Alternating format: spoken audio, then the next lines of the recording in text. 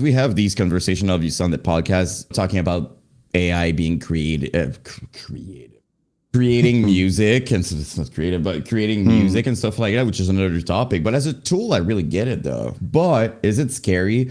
I mean, of course it's scary. Every single movie in the history of mankind is trying to tell us what's happening, and we're still like, I think he'll be fine.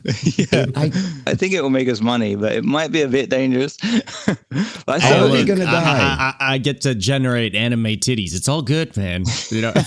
Oh my god, a lot of people are happy. That's for sure. I just saw the news just yesterday. Yeah, it was yesterday. I saw on the news, and it was like AI creates its first virus, and I was like why? It's the beginning Why is of the AI end, making brother. viruses? As if it was something to celebrate. Like a kid is walking for the first time. Hey, AI just created a virus that potentially can destroy everything. Just wanted to let you know we're about to celebrate. So, oh my god. Yeah, we're gonna have a holiday for it. You know, a yearly holiday for AI's first virus. But but what's next? Hey guys, just letting you know, we've created our first killing robot. It's ready. It works. Them dogs, they just got to put guns on them, and then we're screwed. Am I crazy? I have to ask you guys, did you see? I'm not kidding. They created some sort of robot. It looks like a demon or something. I don't know what demon. Did you see that? Oh, the Minotaur thing. Like, what is that? You know, like, how can that be good? Like, hey, everyone, just... It's for your safety. There's a demon robot in your street. It'll be fine. It'll be fine. But if you wake up in the middle of the night and it's there, it's fine. Don't worry. Just look it in your window. Like, you wake up like, oh my god, it's there to protect you. You know? I mean, look, for what it's worth, when we went to LA, we saw these robots that would do deliveries for like food and shit, like Uber Eats, but in a robot instead. And that's crazy. They were driving pretty horribly. So right now, I'm pretty confident that there is no robot takeover, but it's only a matter of time. Oh, I mean, we're not there the drones. Yet. You've seen, like, I forget which country it is, where they have the drones, and you like order a pizza, and like a drone like drops it down to you in a box. Like, it's crazy. It's weird. There's like this part of me who's I'm not gonna lie. All of this is impressive. There's this part of me who's like, oh wow, and there's this other part of me who's like, oh no. That's how I feel about vocal Olympics too. Definitely. I mean, AI music is crazy. There's some crazy AI bands. I don't know if you've seen, like, there's that AI black metal band. I forgot what they're called. Oh my god! If there's one thing you don't do to the black metal community, it's this. I would say. Makes me want to look them up just to show you guys. I'll try and find them. But yeah, they're pretty good, like pretty impressive for AI music. And they got like AI videos to go along with it as well. And it's like completely mental. You know what they should do? I'm not kidding. Like if it's AI music, whatever, watermarks, like they should, every AI thing should start with, this is AI. And then it starts. Thank you. Yeah, we need like a Pitbull call out or something, but specific for AI music, you know? Some ridiculous call out that happens at the start of every AI track. I think I saw an article, like Spotify is going to start putting a label on when it's AI. Which is okay. It's a step in the right direction, but I mean, if they're able to detect it, I mean, it's, in my opinion, they should just get rid of it while we're at it. Like, you know, instead of putting a label on it. It was some guy, and he made like loads of AI bands, like shitloads of AI bands, and then he made loads of bots that listened to the bands, and he was making like millions, like millions, and then he got done for fraud. Yeah.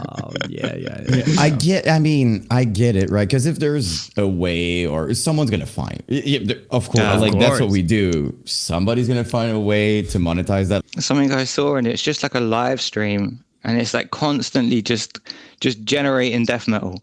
And it's like an AI, and it's just constantly building off of itself, and it's endlessly going, just making like random death metal. It's like, what the question is, do we need is that something we need? Who is this for? Do we need this? What's the point? Yeah, all of these questions. Like, I wonder, do we have like AI music super fans eventually? Like people who exclusively listen to shit like that? Like that. I What kind of music do you like? AI music. No, It's like a genre. I swear some Favorite people genre. that's going to be it. I swear some people will do it. It'll be like, I'm sure there will be a term for like real music in the future. Oh, I just listen organic. I'm sure it's going to be like something. Vintage music. Yeah, you're going to be like a hipster. Like, you listen to like real drums and Actual stuff. bands. Oh, really? There is that like AI hologram in Japan, and it's like gone viral, and it's like plays shows and everything, and it's just like AI music with a hologram performing it, and it's got like massive. Oh, for the love of God. People going to shows to watch AI performances.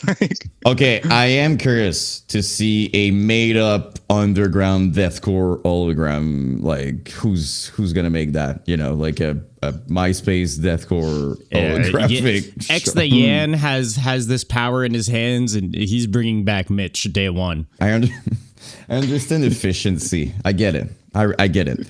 But literally, all he had to do is pick up a guitar and jam it a little bit and find like come up with some ideas. Do you even love what you're doing? Like it's not even no, dude, it's too artistic. Hey, it's the whole thing. It's the whole thing. It's the whole point of like just making music. That's it. You know, it was funny. That got me thinking. Like back in Acrania days, we were trying to write one of those riffs that's like Born of Osiris, like Veil of Maya, just chugs, but like completely off time. And then we were sitting there at band practice, and we were like, how the fuck are we going to do this? Like, how are we going to like get it so off time, but also like a heavy breakdown? And then what we ended up doing, no one's ever clocked this, is we ended up getting the Mario theme tune, and we just did the Mario theme tune, and it's like dun dun dun dun dun dun dun dun dun dun dun dun dun dun, and we were like, that's perfect. Like that is like completely off time, like crazy like chugs, and it works so good. And we were always waiting like all these years for someone to call it out. No one ever clocked it. Hey, you heard it here first. Yeah, now it's in the open. I had to finally break the silence. I can't even remember what song it is. Now everyone's going to have to go back, listen through, work out what that is. Good. That's a great way to get people listening to your music again. Just throw some Mario in there. Mm-hmm. I mean, we've had a bunch of these kind of schemes over the years. We've heard about the bands like drawing cards to get the breakdown patterns, or stuff like that. That's a cool way to do it. Yeah. That I'm okay. Coins. All these things I'm okay with. No problem. I saw someone, I think, throwing something, and the rebound of it just went like tick, tick, tick, and they're just like, and they start doing it, and it was actually good. I was like, well, I mean that works. Hey, so. I mean, one of my favorite shitty videos ever is the guy who made a breakdown with the washing machine. Like the sound the washing machine was doing, and he just dubbed chugs over it, and it made for a great breakdown. I'm not even gonna lie. It doesn't help our case, like the allegation that deathcore isn't super technical to begin with compared to death metal. It's like sometimes you do hear like you hear the washing machine going, and you're like, is that death metal or deathcore playing through like some headphones? And then you look at it, oh, it's just the washing machine. Dude, I'm not kidding. One of my favorite things is like waking the cadaver and inhales and like gutturals and slam, and sometimes in my sink I'm like, that's the sound that I'm hearing right now isn't too far. It's kind of close, like so. I once had my toilet blocked once, and I was using a plunger trying to unblock it, and it sounded like the most brutal gutturals. So as a joke, I recorded a video and I put it on my story, and I just was like at the time I plunged it, and it sounded so dirty. And then my bassist messaged me back saying, how the fuck did you do that? It literally was the toilet, man. Calling people like to set a show and like, here's what we need for the next performance on stage. Yeah, we're gonna need a fully functional toilet straight on stage, please. This is remind me. I remember when someone made like, I had 2 fake articles made about me. I had one that I died in a car crash. that was okay. that was quite funny because like I had so many people messaging me worrying, and I was like, no, it's not real. But the other one was that I take a piglet into the studio with me to record the Pigsqueals, and I pull its tail. that's how I get into Pigsqueal. And it was like obviously a joke, and it went like super viral on Facebook, and there was like loads of people sharing it. And then my mom come in and commented on it saying my son would never do that. He would never harm an animal. And I was like, Mom, you need to delete this now. Like, it's a joke. Okay, it's actually adorable though. Like, I'll be honest. The mom was like, "How dare you say that?" Had like a proper like Photoshop picture of me like holding a piglet as well in the studio. But I want to circle back to this fake car crash thing. Like, what's the person intent here? People I don't get it. Wanted the masses to think you're dead, but for what? I don't understand an article like that. I don't know, but I mean, at first it was a bit of a stress because I had like family members ringing me and stuff. But then it was quite funny because it got shared so much, and like people were like commenting like, "Oh my god, like here's one of my favorite vocalists," and all this stuff. You get a little ego boost out of it finally. Yeah, we had to like make a statement on the page like saying it's not real and everything. It's crazy though. Like, I get it when it's a rumor of just like, I don't know, like apparently this is fake, like something like that. But that of some that's kind of crazy. Yeah, it's definitely sending close family for a loop at the very least. I mean, know? Yeah. There was a few because there was the one with me and Tyler as well. I don't know if you remember that. No. So basically, like one morning I woke up and there was like a video that Tyler had made, and he was like kicking off at me saying that like I'd like asked his girlfriend for foot pics, and I was like, what the fuck? Like, I definitely haven't done this. And I was like, messaged him like, dude, like what the fuck? Like, what's this video all about? And he was like showed me the message, and it was literally like it was just a blank profile that someone had made on Facebook called Luke Griffin, and I was like, click on it, dude, it's not me.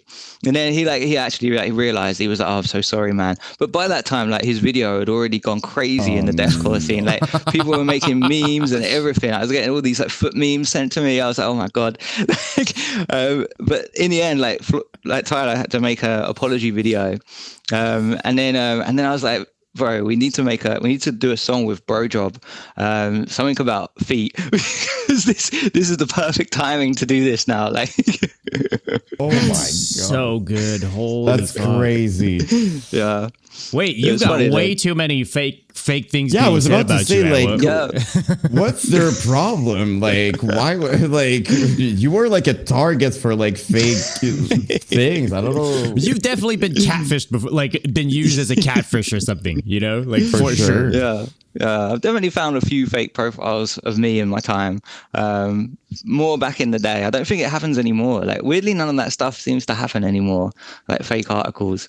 It's more like the metal scene. Like anytime there's any kind of like slight issue, there'll be like news articles about it on every metal site.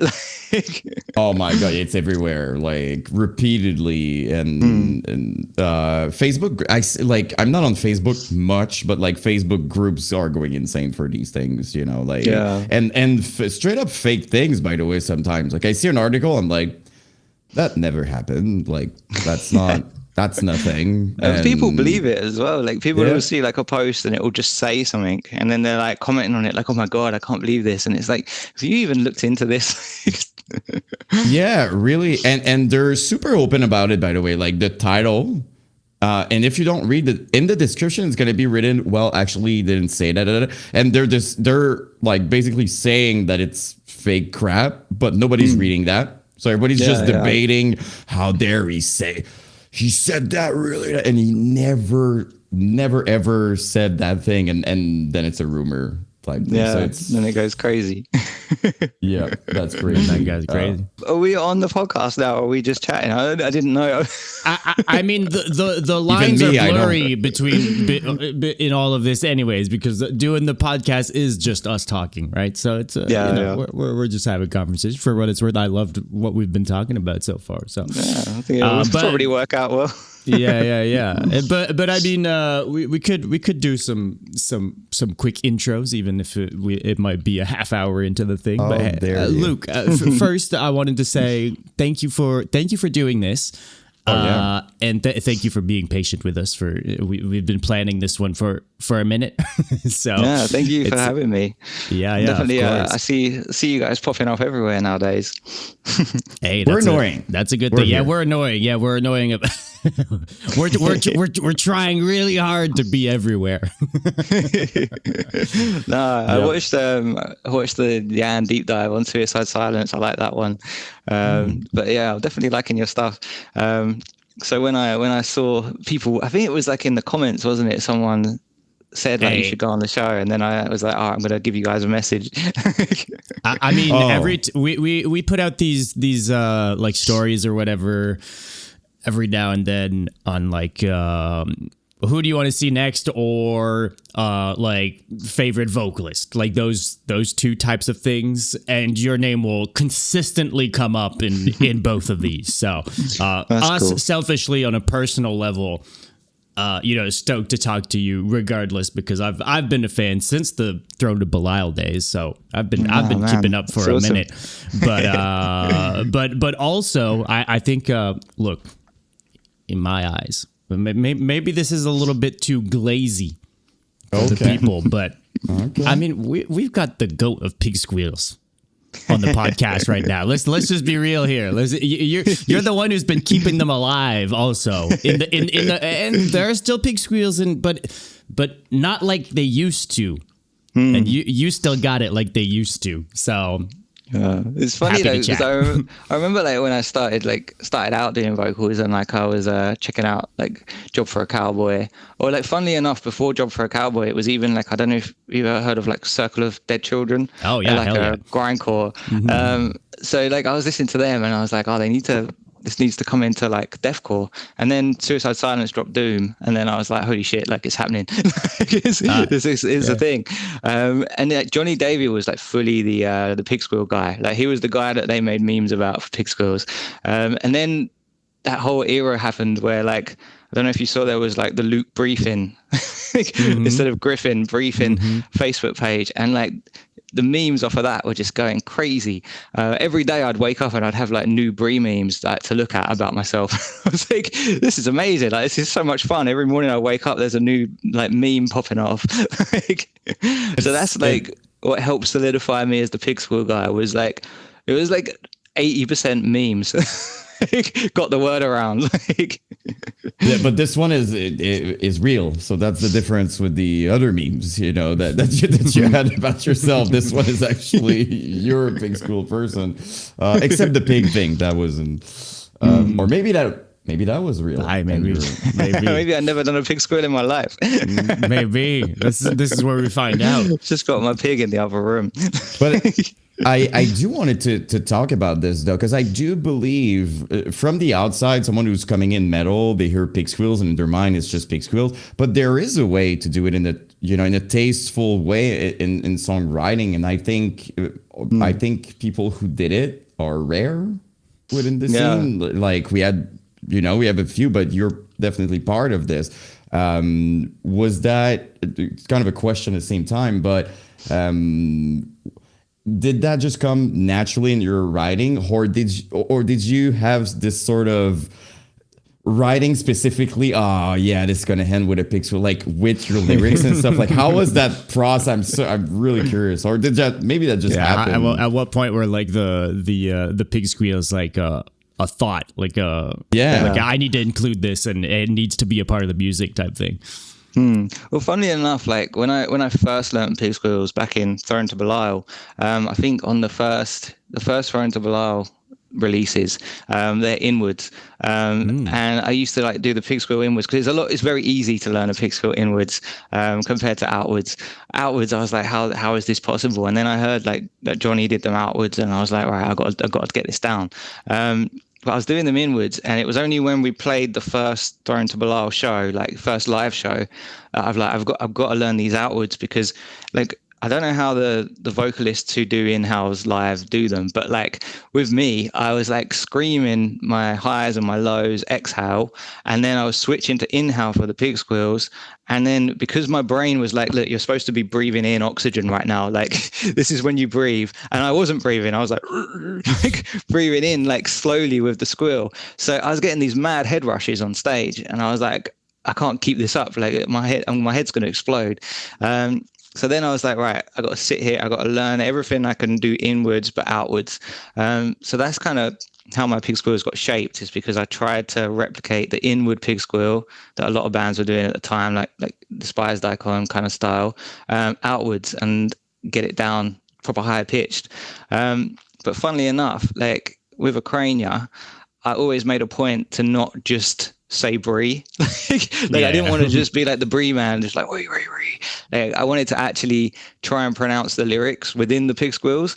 And I think like that's quite one of the funny things about how I become the brie guy, because on Totalitarian Dystopia, I think there's probably one actual brie, which is on the Send Them to the Slaughterhouse brie. But the rest of the bries on which the album, is the iconic bit of the whole record, for what it's worth. So I understand people remembering that much, you know, but yeah. But the rest of my bries, I'm normally trying to like actually pronounce things underneath the squeal.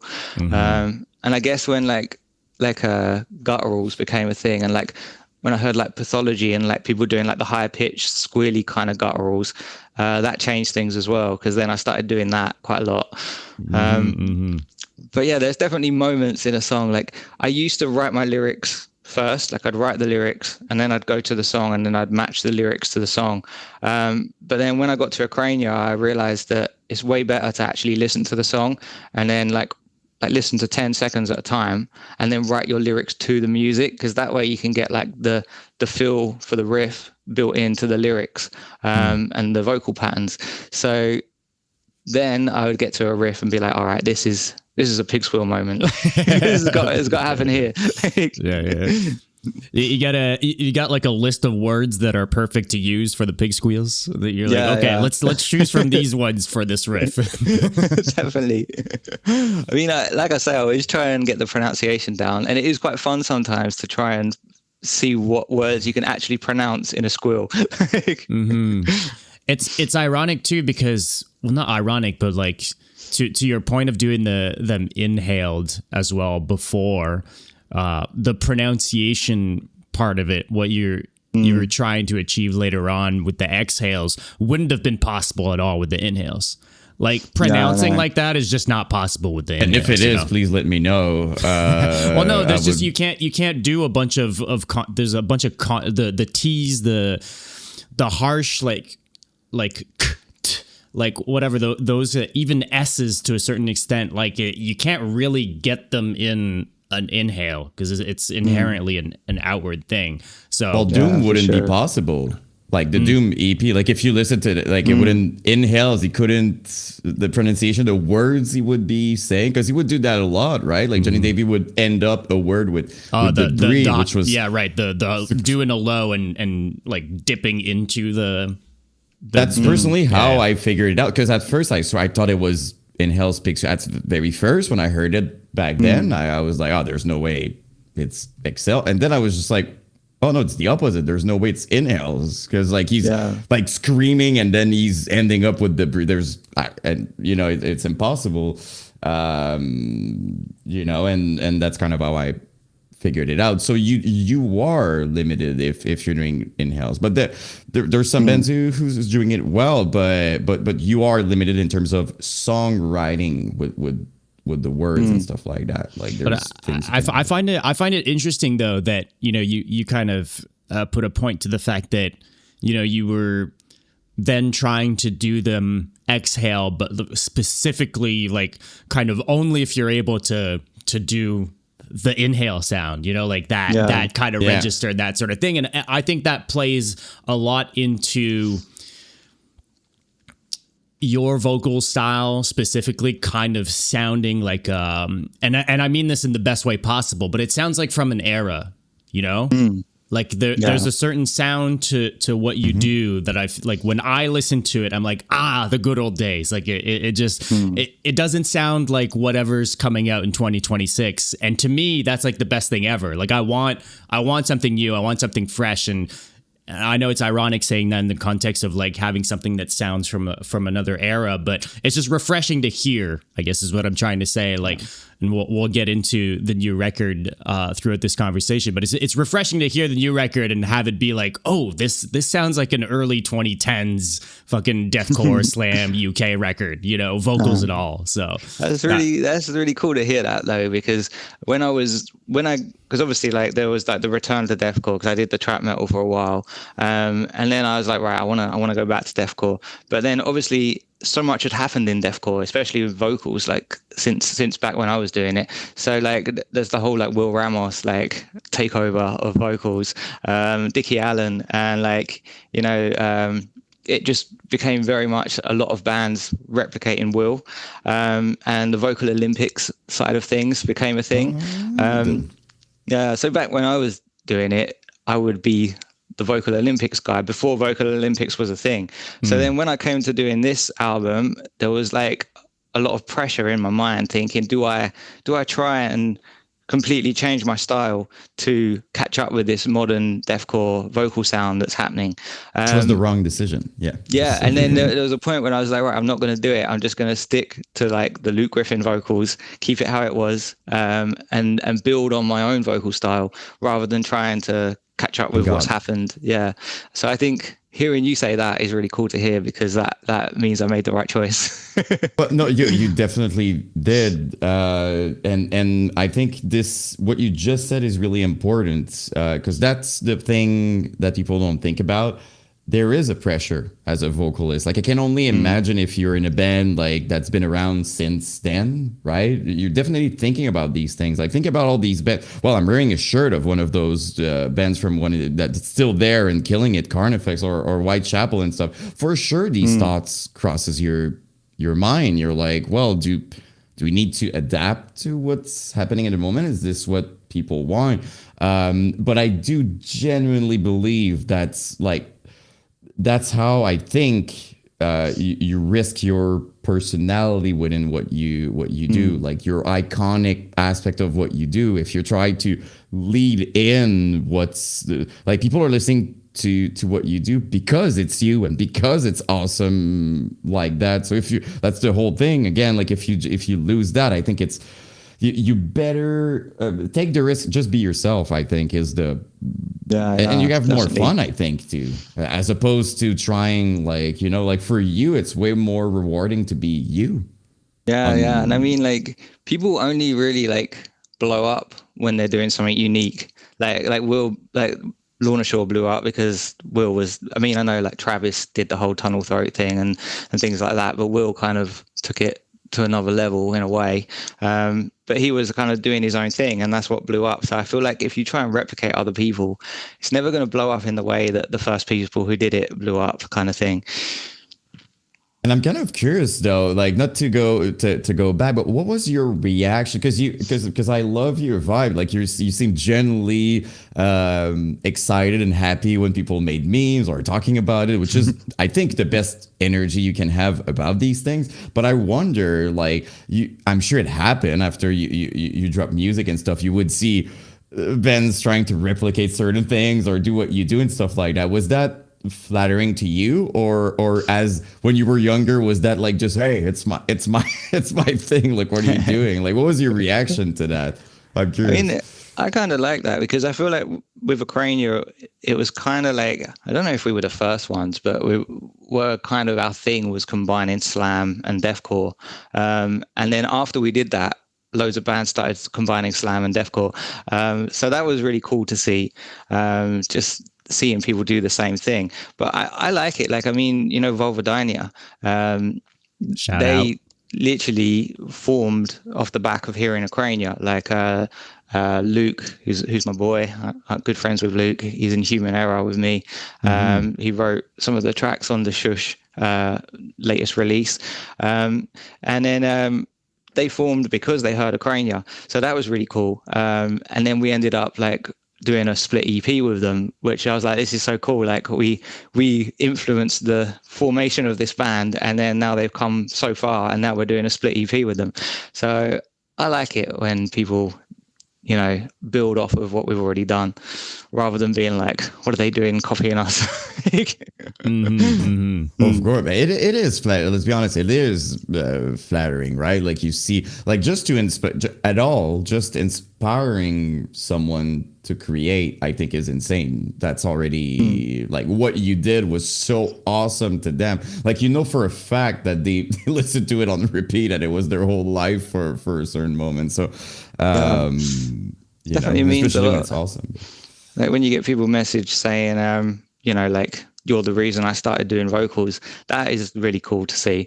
I'm always like, wow, like, thank you. Massively appreciated. You never really know what to say, like, other than like, you know, thank you and keep it up. Well, I mean, to them, if for what it's worth, just you responding at all for them is like their whole life is made. Yeah. You could have said like, hey, have a good day, and they would be like, wow, you know. So. With this album, I made a point to try and respond to like every comment, and I kept it up for quite a while, but I feel like now I've let it slip. But I was trying to keep it up. There's only so many hours in a day also at a certain point, you know. Definitely. I'm curious, you know, while we're talking about like vocals specifically and stuff, I've found that you've always had a pretty particular way to do patterns and cadences, and there's kind of like a rap-ish kind of attitude, I feel, to like the vocal placement in a lot of the music you've done. So can you speak to that a little bit, like where maybe that comes from? And again, maybe how intentional that is or not, or that's just how it comes out. Like, what can you kind of speak to songwriting in that regard? Yeah, okay. That's a good question, because I feel like 50% of being a vocalist is being able to do the vocals, and then the other 50% is being able to write the lyrics and the vocal patterns. So obviously, like when I first learned to do vocals, I was just learning to do vocals. I wasn't thinking like, how do I write lyrics and like, how do I write my own patterns? I was just listening to songs and trying to replicate them, often with lyrics I'd made up in my head.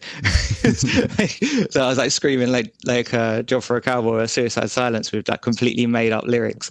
Then when it comes to doing a cover, I'm like, right, now I've got to learn the real lyrics.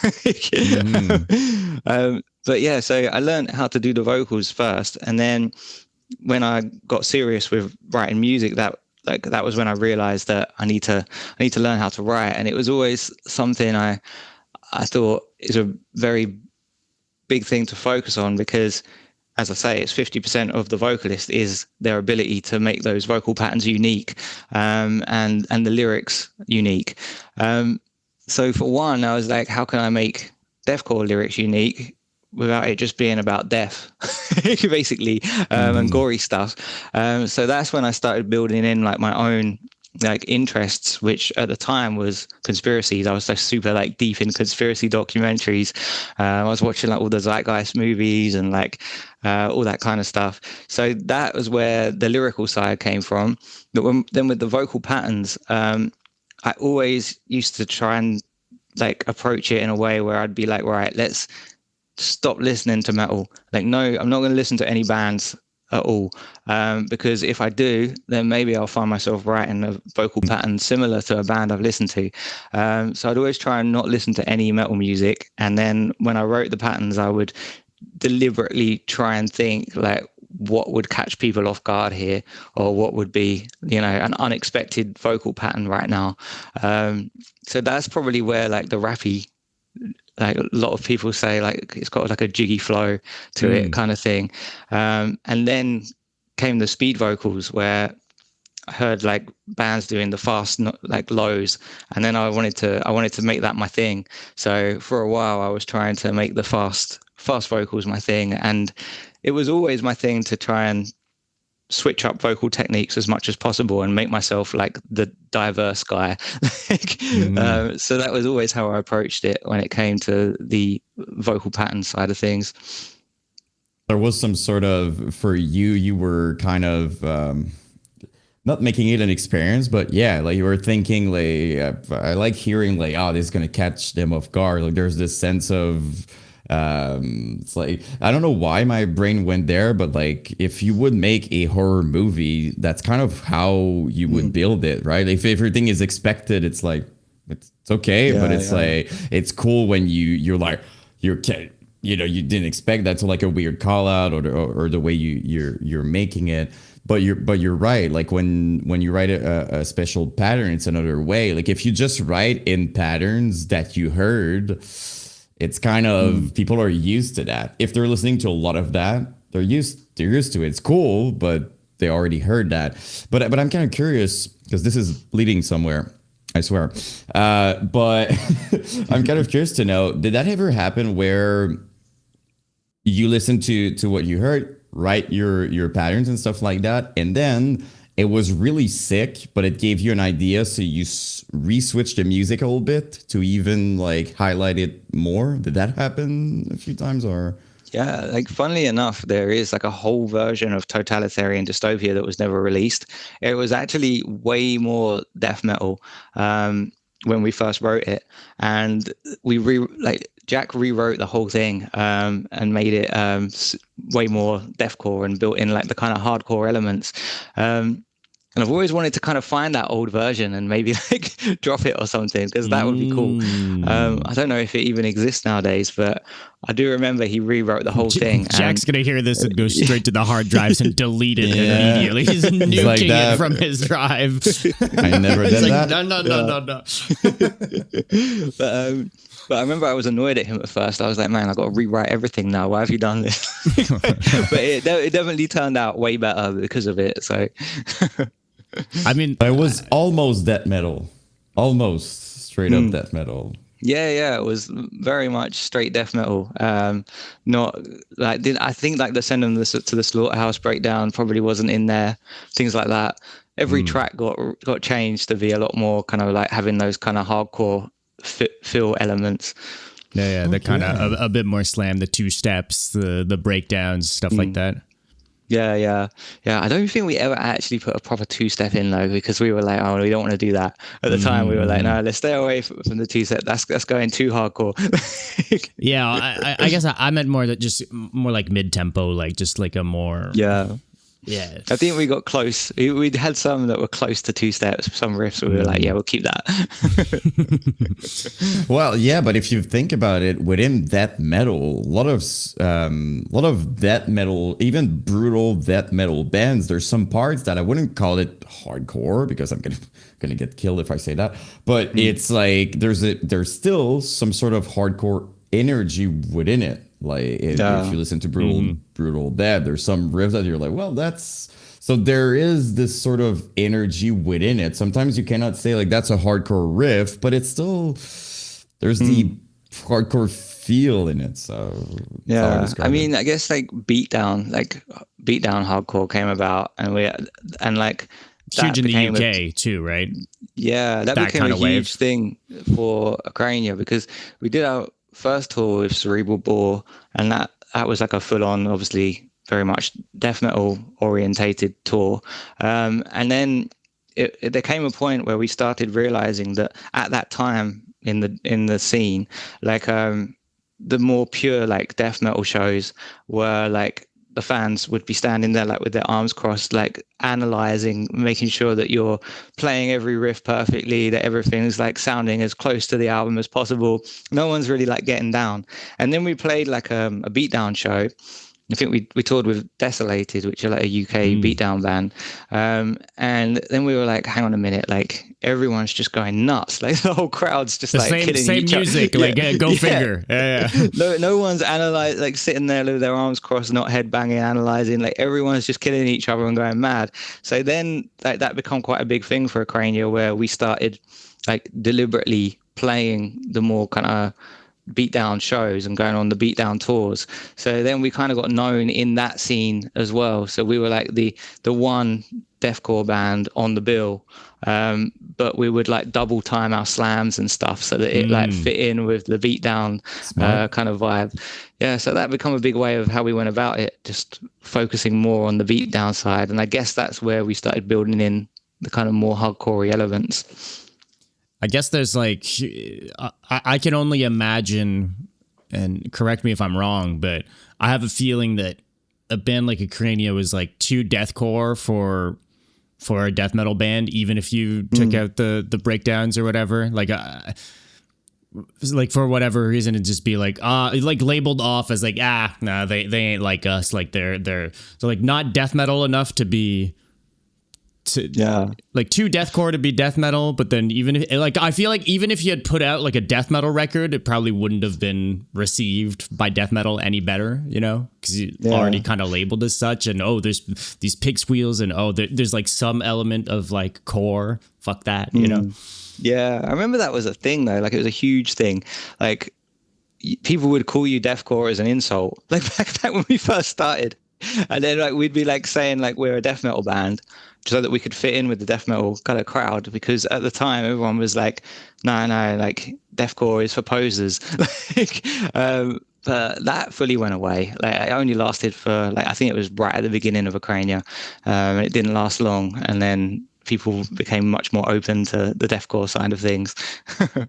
I mean, for you guys specifically, I have a feeling, and again, correct me if I'm wrong, but Acrania gained like a lot of success relatively fast too, like early in the time. So I feel like at a certain point also you just kind of become like undeniable. It's just like, come on now, like we're drawing the kids out. Like people are here for, you know, you look at the numbers, you're like, come on guys, like you can't really dog on us too hard here. Like, we've got fans, it's all good, you know. Definitely. Yeah, it's crazy when I think back, and like so many of the bands that we played with have come so far. Like I remember we played with Distant, and Distant have come very far now. So that's how I got Alan like on the latest Shush release. And then obviously Slaughter to Prevail are the main ones. Like, I remember touring with Slaughter to Prevail like years ago. And then now they're like one of the biggest bands in the scene, which is crazy. So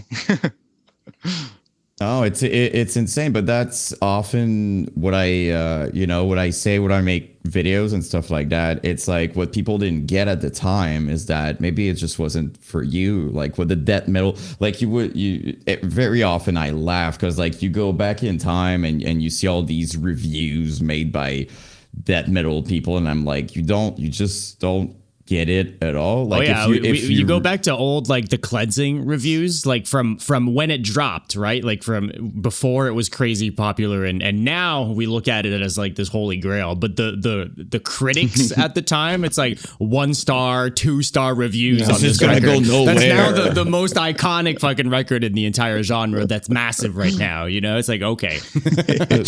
I would read it, and sometimes they would literally say that's not death metal, and I was like, no, it's not. You're right about that. It's not. That's the whole point. It's not, that metal. So that's kind of what happened when something is new.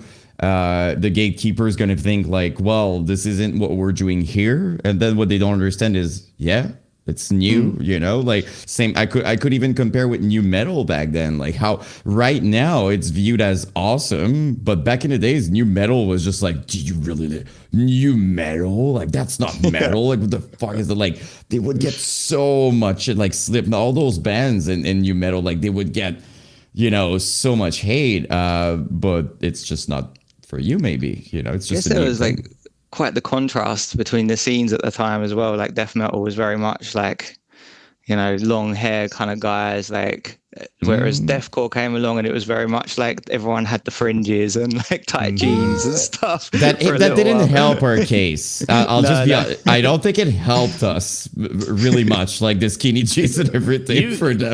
You played both sides, Luke. You because you always had the long hair, right? So you kind of had the death metal thing, but you correct me if I'm wrong. You did the skinny jeans and the small t-shirts as well, right? So it's kind of not really a scene kid, but kinda, I think everyone did. I remember there was bands and they would sell they'd sell like the kids t-shirts, but like the biggest size you could get for the kids t-shirts, because everyone wanted large, yes sir, super tight, like.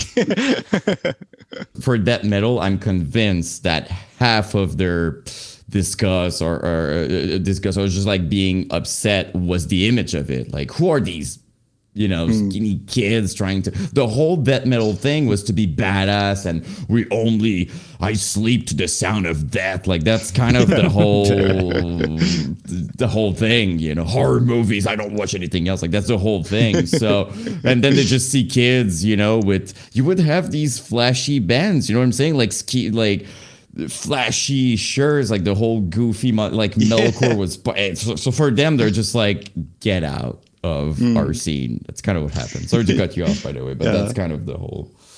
No, I was only going to say, I remember there was that viral clip when Bring Me the Horizon were playing, and Ollie was headbanging, and he had a fake fringe clipped in, and it came out when he was headbanging and flew off the stage.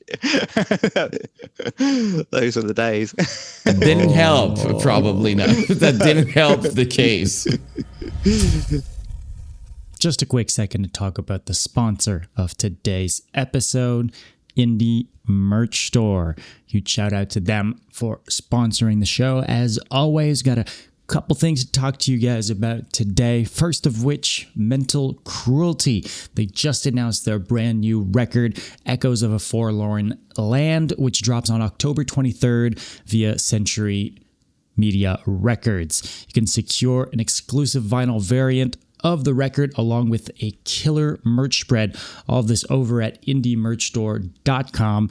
And be sure to check out the heavy new single Raise the Raven Banner on your favorite streaming platforms.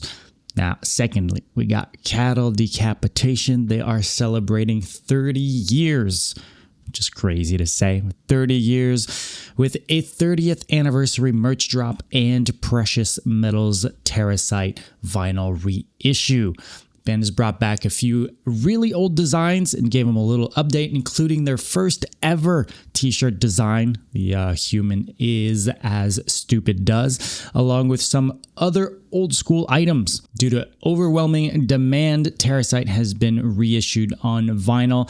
The Precious Metals vinyl variant include limited edition metallic gold, silver, and copper vinyl variants, each with black smoke inclusions. You can find all of these over at indiemerchstore.com.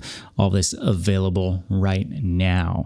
Huge shout out, as always, to Indie Merch Store for supporting the show.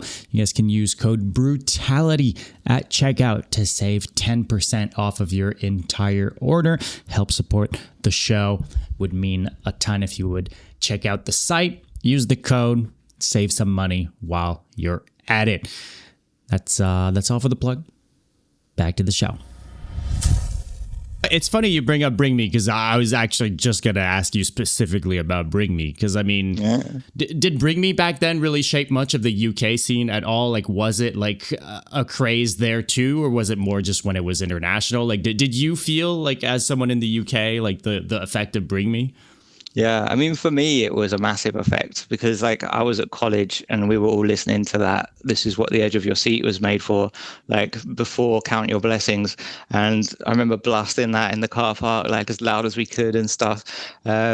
And like now everyone looks back and they're like, no, don't listen to that one. Go straight to Count Your Blessings. Like, but I used to love that one. I mean, I know the music wasn't like technical or anything, but back then it was on a hype. So yeah, I think when they came along and dropped Count Your Blessings, that was a huge thing, and like definitely got me like listening to that a hell of a lot. And funnily enough, like the way I got into like heavy music was, it was a strange way about it compared to, I think, most people.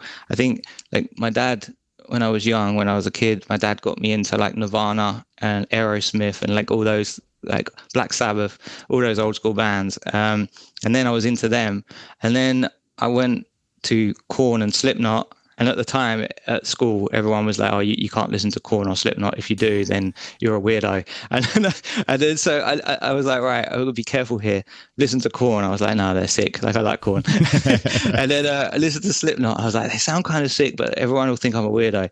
And I was like, then I listened a bit more. I was like, no, actually I like Slipknot. But then after like Korn and Slipknot, I went there was obviously like Limp Bizkit, Linkin Park, but then I had like a side note where I went into like screamo. So I was doing like Taking Back Sunday and like Finch and like all the kind of screamo bands, and within them there was Under Oath, and Under Oath were death metal before they went to release that screamo.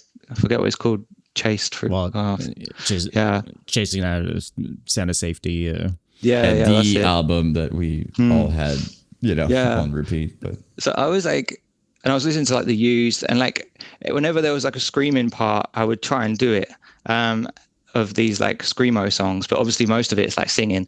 And then I had Under Oath's album, and I just downloaded all their songs, and like for ages I would be like filtering through their songs in my car, and I'd be going like obviously listening to the ones I know from the like screamo stuff, and then every now and then I'd put on one of their old death metal ones, and then I was like, what is this? Like, this is just crazy, it's just constant screaming. And then I'd like skip it and go back to the screamo stuff, and then after a while I like, because I was trying to learn to scream, and then I was like, hang on a minute, like this is just constant screaming. Like if I want to learn to scream, I'll listen to this. And then I started listening to it, and I remember I was on my way to college, and I put it on in the car, and then I just didn't go to college. I just stayed in the car and just listened to like all their death metal stuff. And then from then on, I was like, right, now I'm into the heavy stuff. So that was kind of my route. That's crazy, but it's because we also had like a similar route, like bands like Alisana or Bless the Fall, these bands. But it's so funny thinking back, because I think we all went through this is too much. Like I remember thinking that, I'm not kidding. I remember thinking that with The Devil Wears Prada, early The Devil Wears Prada. And I was like, this might be a bit much. And thinking back to what we listen now, and we ended up listening, it's like, 300 BPM blast beats into the gnarliest breakdowns in the world. Yeah. Little did we know. Definitely like a chain though. Like you definitely just go like heavier and heavier till you get to the point, and then you're like, right, I'm here now.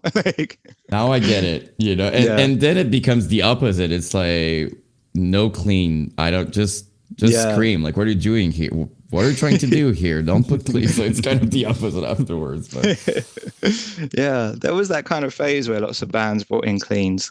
I feel like Veil of Mail were the only ones that did it well when they brought the cleans in. Yeah, but although that was super fucking controversial at the time too, right? Like everyone was fucking dogging on it, for switching up their and adding cleans to begin with, like at all, right? But obviously now they've gone on to be kind of more respected by it. I feel like a band like Periphery kind of maybe more so had, because it wasn't a switch, it was just like straight out the gate. That sort of the heavy on the highs, the cleans. I mean, I feel like people had less of a problem with that because that was already the expectation. But yeah, definitely.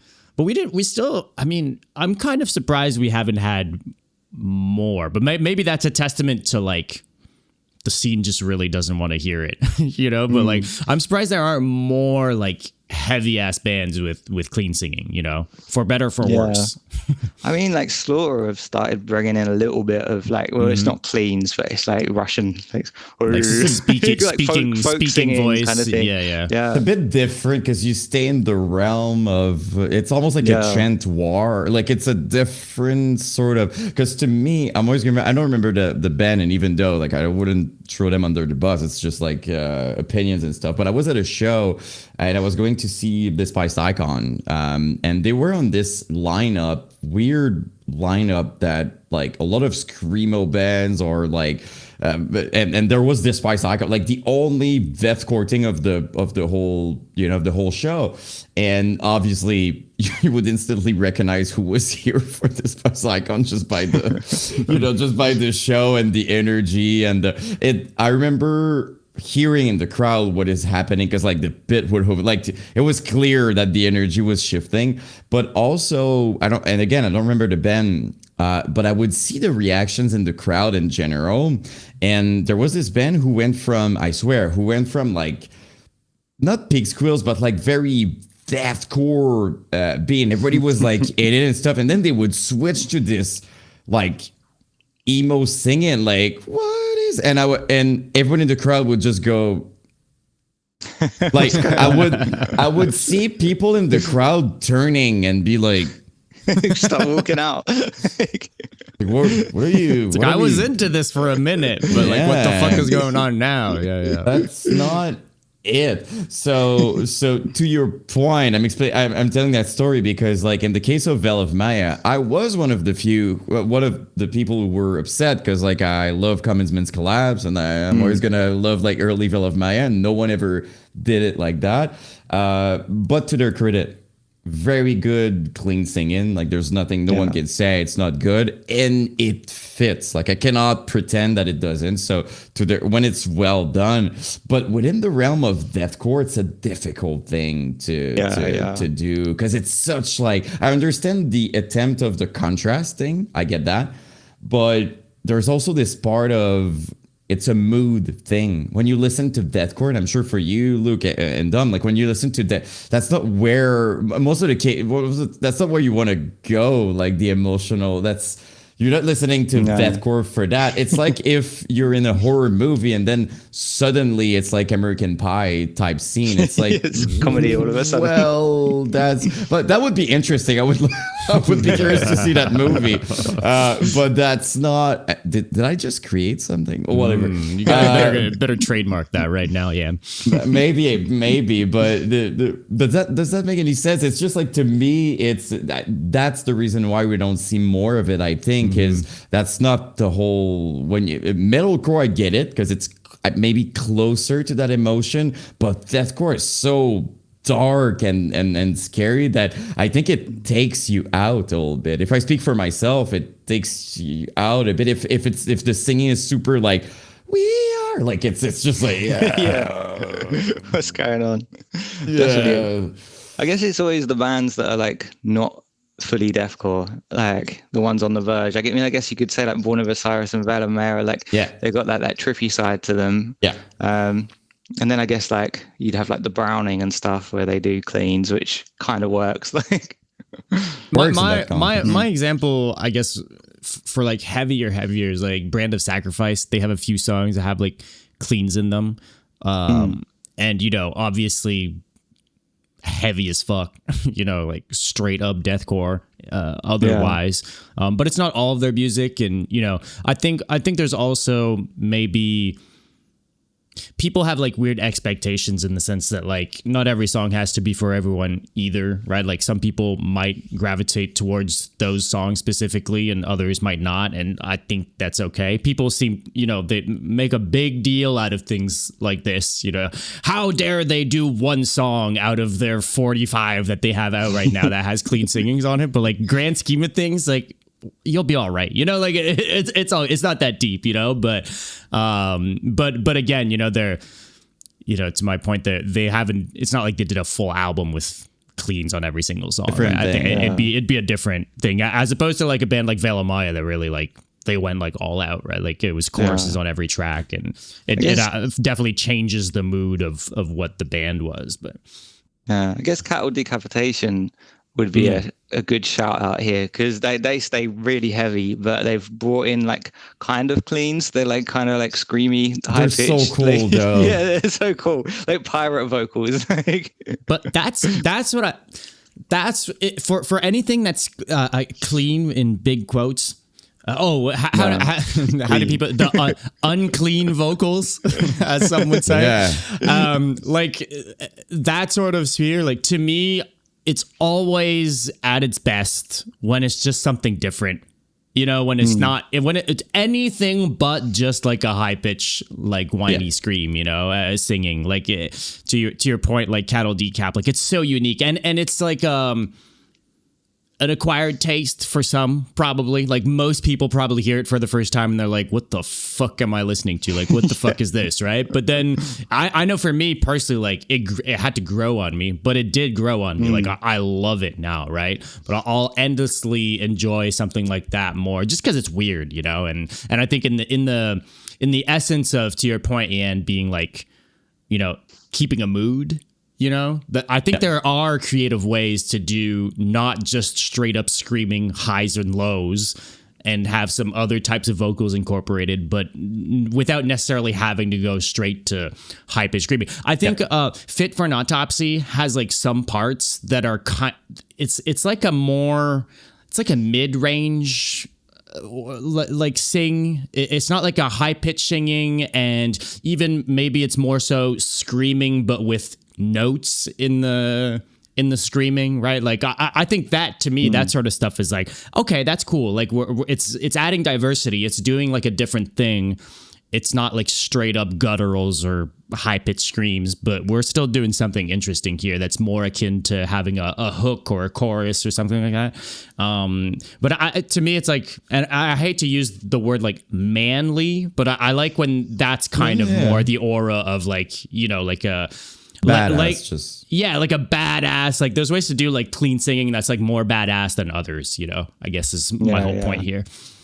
Yeah, definitely. Yeah. And that's the irony, by the way, just to close off on that. I'm saying that, but I still listen to like Alessana and super post-hardcore, like super high-pitched singing. I love that stuff. My in favorite that artist context. is Ariana Grande. Like we're you know, just so we're real here, you know. Like, but it's just about the context, right? Exactly. I love post-hardcore, and my favorite post-hardcore is like with the high pitched vocals, and so I love that.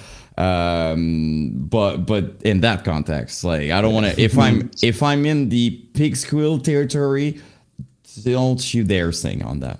Luke, we shall perish. You cannot do the next Shush record with clean vocals. We just had to call it out. But that's why you're here. We just wanted to tell you that. I'm kidding. But sorry, I cut you off. What were you saying, Luke? I was going to say all shall perish deserve a mention in this conversation, because I remember I forget. Is it on the one after The Price of Existence? Is it Awaken the Dreamers? Yeah, exactly. He does like the power metal vocals at one point. I remember being like, whoa, that caught me off guard. He's just something like, yeah. Yeah. Trying things. At least. Hey, like I'll give. At the very least. At the very least. Luke, we cannot not talk about the UK scene. We talked about Bring Me a little bit, but talk to me about MySpace era UK deathcore scene. Yeah, I mean, look, maybe good days. I'll just start it off with this. And not specifically deathcore necessarily, but just that kind of era in general. But obviously, Annotations of an Autopsy were like a huge thing. Some of my personal favorites are The Boy Will Drown, Trigger the Bloodshed. Trigger the Bloodshed, they were a big one. I remember we were going to sign to their record label at one point. I forget what the name of it was, but the problem was they were signing like loads of bands to like 5-album contracts, and you couldn't get out until you released 5 albums, and that's why Trigger the Bloodshed like just kept dropping albums because they got caught in this deal and they wanted to get out, so they had to drop like 5 albums like as fast as possible to get out the deal. Imagine dropping like 5 albums at the same time. So here's our yeah, we're out. But, well, what were some of your, like, how did you kind of view maybe your local scene when it came to deathcore? Like, what kind of bands were you around back then, and maybe some of your favorite bands from the UK scene at the time? Yeah, I mean, I guess all-time favorite deathcore band from the UK scene would be Postmortem Promises. I don't know if you heard those guys, but of course, like, we had Aaron on the show. He's fucking, I love Aaron. Oh, really? Yeah. Nice. So like back when I was like first starting out in a band, or before I'd even like formed a band, I think I was in like a shitty band where we didn't have a drummer. It was like me and a guitarist, just screaming and riffing. But then when I made the first proper band, I was working at Argos, which is like I don't know if you know Argos. It's like a shitty store where like they have a warehouse out the back and you can just order anything and they bring it forward. And I like worked in the warehouse, like bringing the products forward. And weirdly enough, I worked with the bassist of Postmortem Promises. And he was like walking around the little like warehouse, like pig squealing all the time. And I was like, what are you doing, man? Like, what is this? What's this noise you're making? And he's like, oh, just pig squealing. I was like, so then I like, all right, I'm going to start trying to do this. And he was like, yeah, you just got to just do it all the time and you'll get it down. But that was the inhale ones. And so that's how I kind of like, I was working with him, and then I was like, started going to see Postmortem Promises play shows and stuff. So they were like my all-time like favorite UK deathcore band, and the one that like influenced me the most. And I think Despised Icon influenced them the most. That's why they're like all just Pigsqueals. But yeah, I think they had a huge impact. But I mean, as far as like outside of that, I feel like America was where it was at, like back then.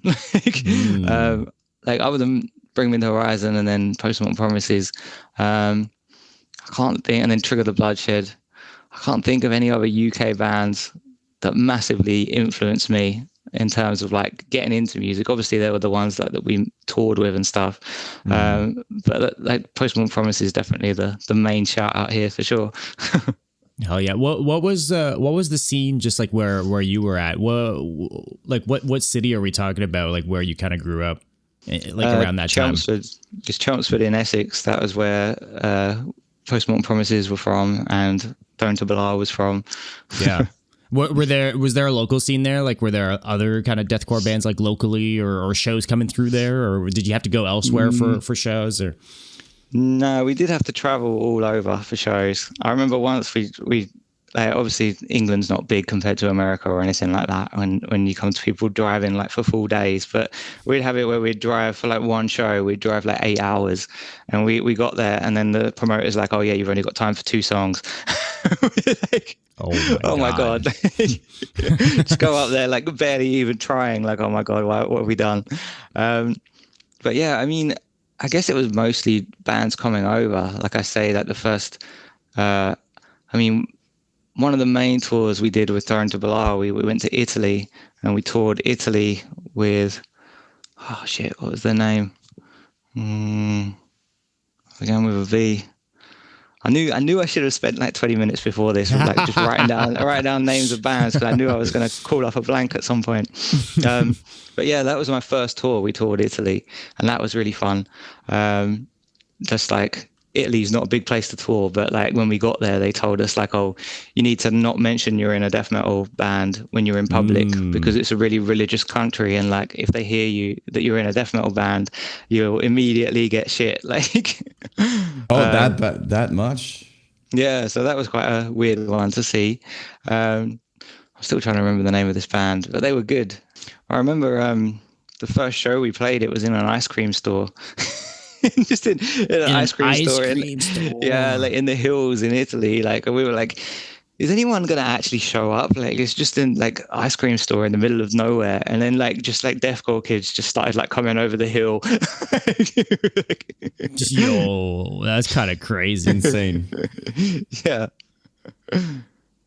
But yeah, I guess like it was crazy, like the MySpace era. Like I remember like Thrown To Belial, like we were like number 1 or 2 or something in the unsigned deathcore chart, which was crazy at the time. And then it was like all blowing up really. Like Thrown To Belial was like seeming great. So I was like, right, we're going to do this. Like, we're going to just go full time into music. Like, this is going to be what we do. And then I remember like one time, like we played a show, and then after the show, we all got drunk, and then everyone was like, oh no, I'm going college, like I'm going uni, like I'm going to do this and do this. And then the whole band was doing stuff, and I was like, wait, am I the only one that was like sitting here like we're gonna do this band thing? So then Thrown To Belial broke up, and that's when I formed Hideous Miscreation, which was the follow-up to Thrown To Belial, but that went more of a death metal route. So we were trying to sway away from deathcore and be more death metal with Hideous Miscreation. And for that reason, it definitely didn't get as much attention. As much as people were like shitting on deathcore at the time and saying like, oh, it's not real death metal. I feel like when I tried to lean into the death metal side of things, it didn't do as well at all. And then I remember Hideous Miscreation kind of came to a stop. And then I had like a few months where I was like really depressed and like, oh, you know, I've got to just give this up and just get on with like education and stuff like that. And then that was when Jack hit me up and I was like, oh, I've got some songs that I want to start a band. And then I listened to the songs. I was like, these are actually pretty sick. I mean, at the time, they weren't as sick as they became. Like Jack was only 17 at the time, which is crazy. And that's when Acrania kicked off, and that was when it all really blew up. And then I was like, wow, like this is the one. This is where the name has got made, kind of thing. Did you know Jack like prior, like, or is he sending you a random DM, or like how does this conversation even start? Yeah, random DM. Like he just hit me up. Yeah. He's like, I fuck with your vocals. Let's do something. Yeah. And then I just went and met him. Like, I picked him up in my car, and we went and got McDonald's. That's how we met. There we go. That's pretty cool. Like, what's I mean, what was some of those early days of doing the band, like maybe, I don't know, like recording sessions, or coming up with some of that early material and stuff. Can you speak to any of that? Yeah, I mean, we used to have band practices like every week, like once a week we'd have band practices, and then work on stuff. And I guess we got susceptible to retinal-based reprogrammability, longest song title ever. We got that down, and we didn't expect it to blow up as much as it did at the time. When we dropped it, I remember it blew up, but it blew up very much in the niche, like in the deathcore niche. Because I remember there was people commenting on it, like, why has this not got more views? And it was like people replying like, oh, because people aren't into this deathcore as much as like they are into like the proper death metal. And so I think that blew up quite good. And then we paid to get on that tour with Cerebral Bore. Cerebral Bore were like super hyping, like back when they had Som as the vocalist.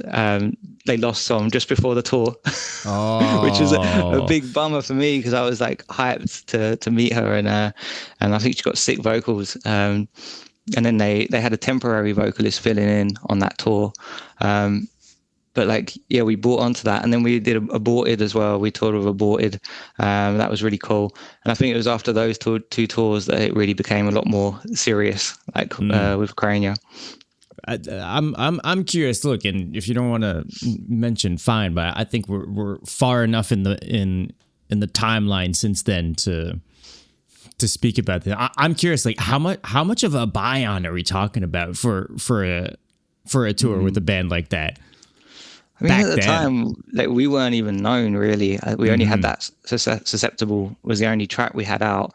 I think it was like $1,000 or something like that, which at the time for us at that age was a lot of money. Yeah.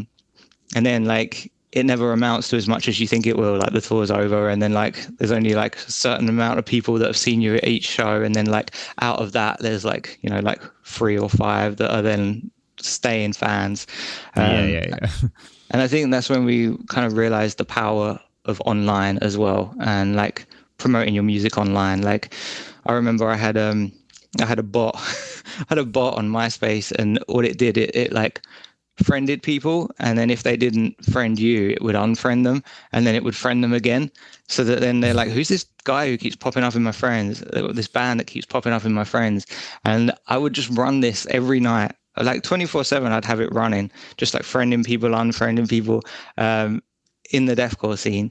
And that was kind of one of the ways that I got attention on Acrania, was or on Thrown To Belial and Hideous Miscreation, was more like just on MySpace, just hitting people up and networking on there. And then I think when Acrania kicked off, a lot of people followed me from Thrown To Belial and Hideous Miscreation. So we kind of had like a little bit of a jump start, which worked well. Yeah, that's, man, it's crazy because times are so different. But it's like the type of thing like that couldn't happen, in this day and age, like that sort of thing. I mean, obviously people do similar types of bots on fucking Instagram and shit too, but it's not the same as like if you were there during the MySpace era, like you remember like that sort of thing, right? But ultimately, like people have to like mess with the music for it to actually like amount to something, like if people aren't going to listen to your music, ultimately, it's not going to change much. So it's more, back then it was, I felt like a bit more of a, I just need this to be put in front of people, type of thing. But ultimately, if the music is shit, it won't change. You can maybe have some numbers, but it's not really going to amount to much. But do you remember like MySpace having much of an impact for you guys as a band, like when it came to any sort of opportunities, or whether it be for touring or networking with bands or being taken more seriously by people in general? Like, do you remember that having like an impact? Yeah, I guess it was huge. Like, I guess MySpace was, the music social media site. I remember when everyone switched to Facebook, I was like, I was one of those ones that was like, no, I'm not doing it. I'm not switching. I'm not going. Stayed on MySpace. And then everyone was switching to Facebook. I was like, oh, I got to make the jump. But yeah, I guess there was lots of kind of like networking on MySpace, hitting up other bands and chatting with other bands, and that was how like the tours got started and shows got arranged and stuff like that. But I remember like even just like little things. I remember there was a band that I liked, and we ended up getting the vocalist, and they made a song about my girlfriend at the time, just because we were like fans, and they were to us they were like this huge band. But I remember like, I don't know if it was the same for you guys, but when you was younger and you used to see bands like Job for a Cowboy, you'd think like, this is what they do, like they're full-time musicians all the time. But then you get like up in the metal scene, and then you're like, actually, like you kind of need something on the side to sustain yourself, unless you like blow up big like Lawnshaw, Slaughter kind of style. You kind of need to have another like a side gig. Yeah, sure. Well, Yan speaks to this often. He thought everyone lived in fucking mansions and shit. I don't. Yeah, it's. I'll be honest. I blame Bono Osiris for a lot of that, because like they did the crib thing when it was. Yeah, the cribs. I was about to say that. And I was like, oh, so you're a millionaire when you're. And I was just like, that's crazy. All bands must be like this, and also they definitely bought the house. Sure, yes. Yeah, like not thinking that in my mind, like the moment you're signed, it's this. Like you're just like if it was like the 70s or something. Like, oh, okay, so you're signed, so that's your life right now. Like you're, and what I didn't understand is, yes, it's your life.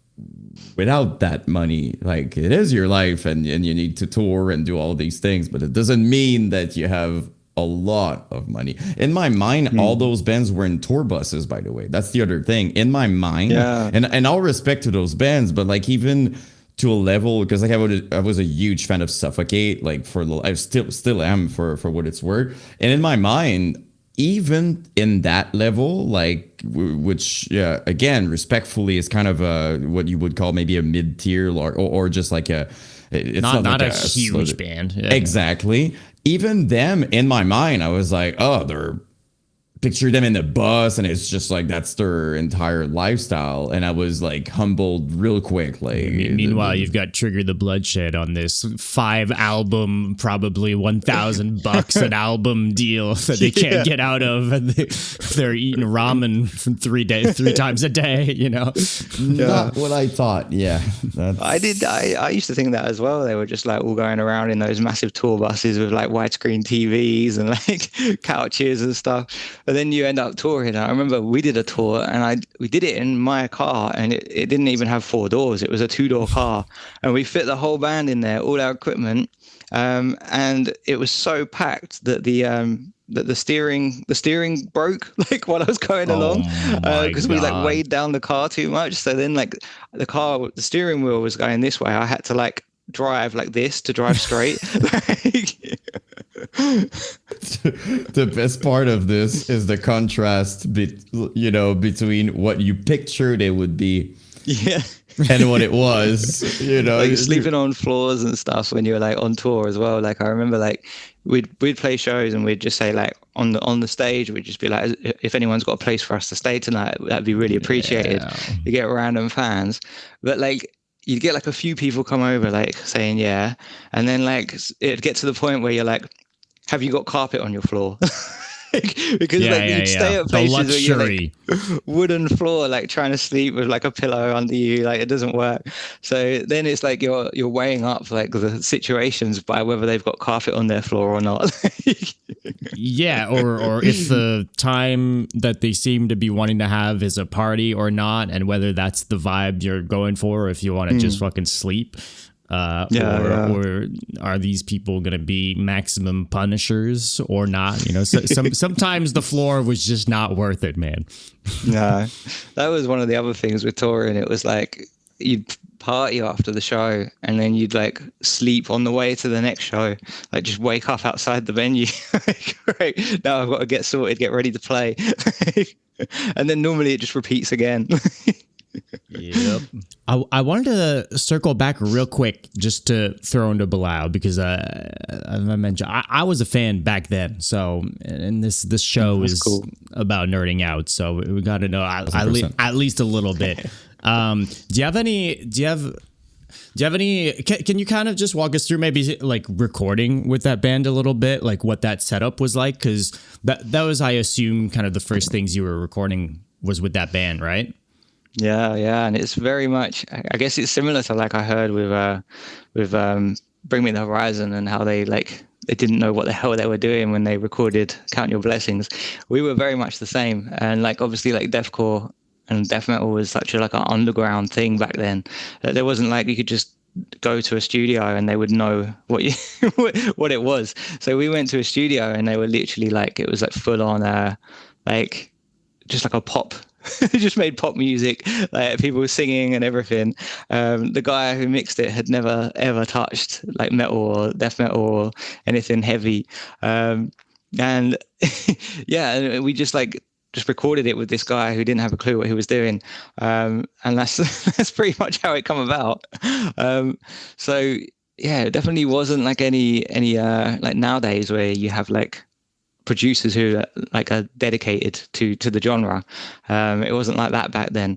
So I think it's kind of similar to their story, and like that whole first Thrown To Belial EP was like very much just recorded at a random studio that didn't have a clue about deathcore or death metal, and were like, what is this guy doing, like screaming his head off. Pig what? Yeah.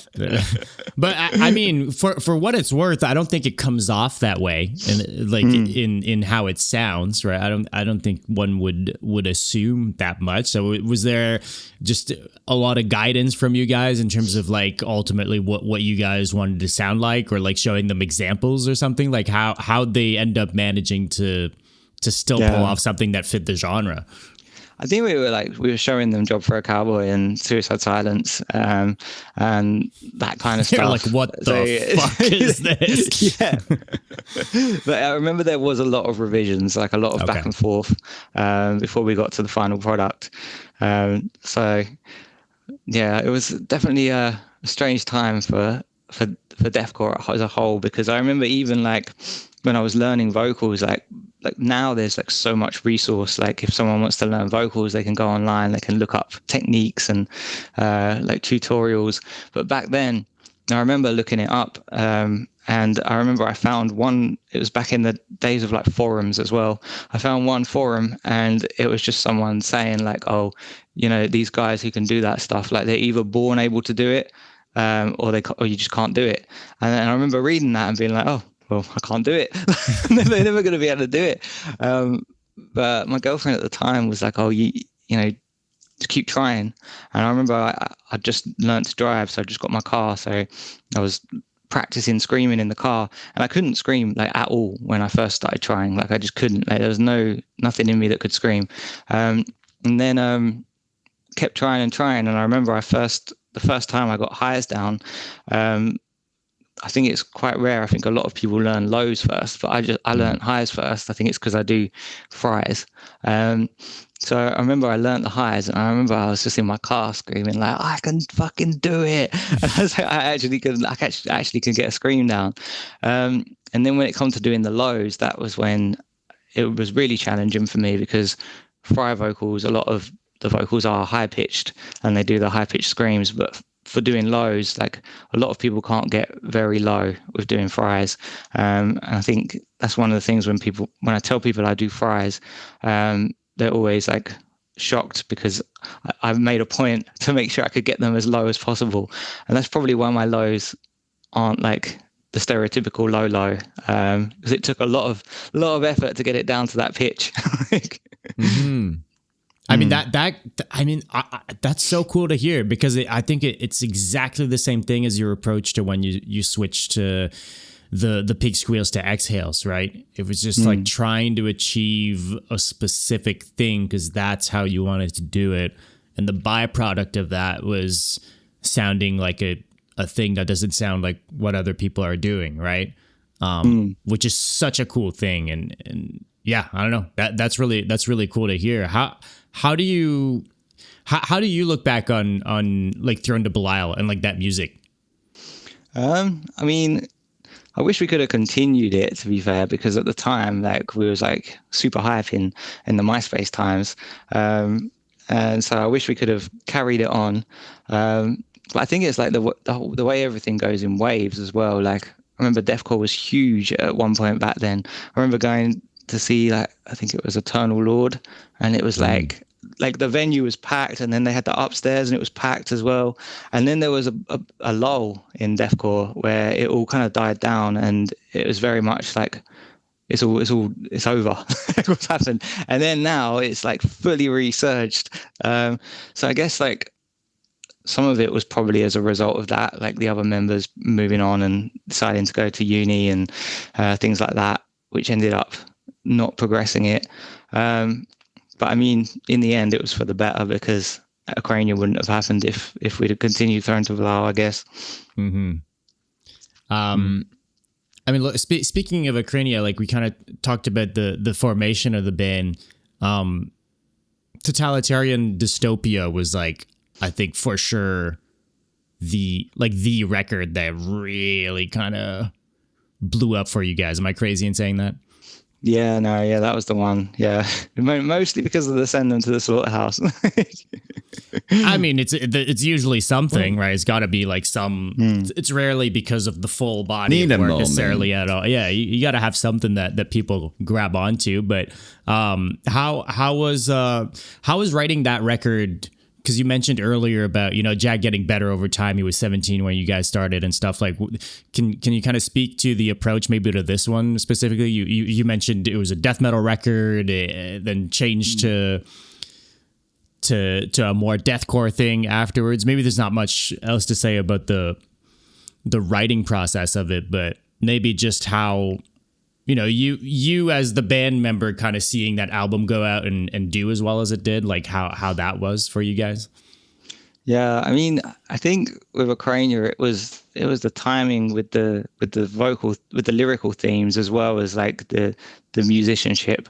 Like, Jack has like crazy skills when it comes to writing songs. Like, he knows how to structure songs, that's for sure, and that's evident for Acrania and then through Slaughter. So the writing side of it definitely saw Jack progressing from just starting out to honing it from what it was originally into the record it became. But then I guess the lyrical theme side was, how can I make like what I'm interested in, basically, which was conspiracies. How can I make that deathcore? And at the time, it was like taking it and then like 10x in it, like making it more extreme. So I'd take the conspiracies and I'd make them a little bit more extreme, or I'd like envision the conspiracies had gone like a few steps further than they had. Right. The end goal, like the end point of a society going through that conspiracy. Yeah, and then funnily enough, over the years, it has just my 10x in it has just became what it is, because the world's just got worse and worse when it comes to that side of like elites controlling us side of things. So I think Acrania lyrics just got more and more relevant over the years, and that kind of helped that album stick. But at the time, initially, it was something fresh because there wasn't really any bands doing like political type, conspiracy type lyrics. It was all, death, death, death, gore, gore, gore. There was the whole like hating on women side of things. Yeah.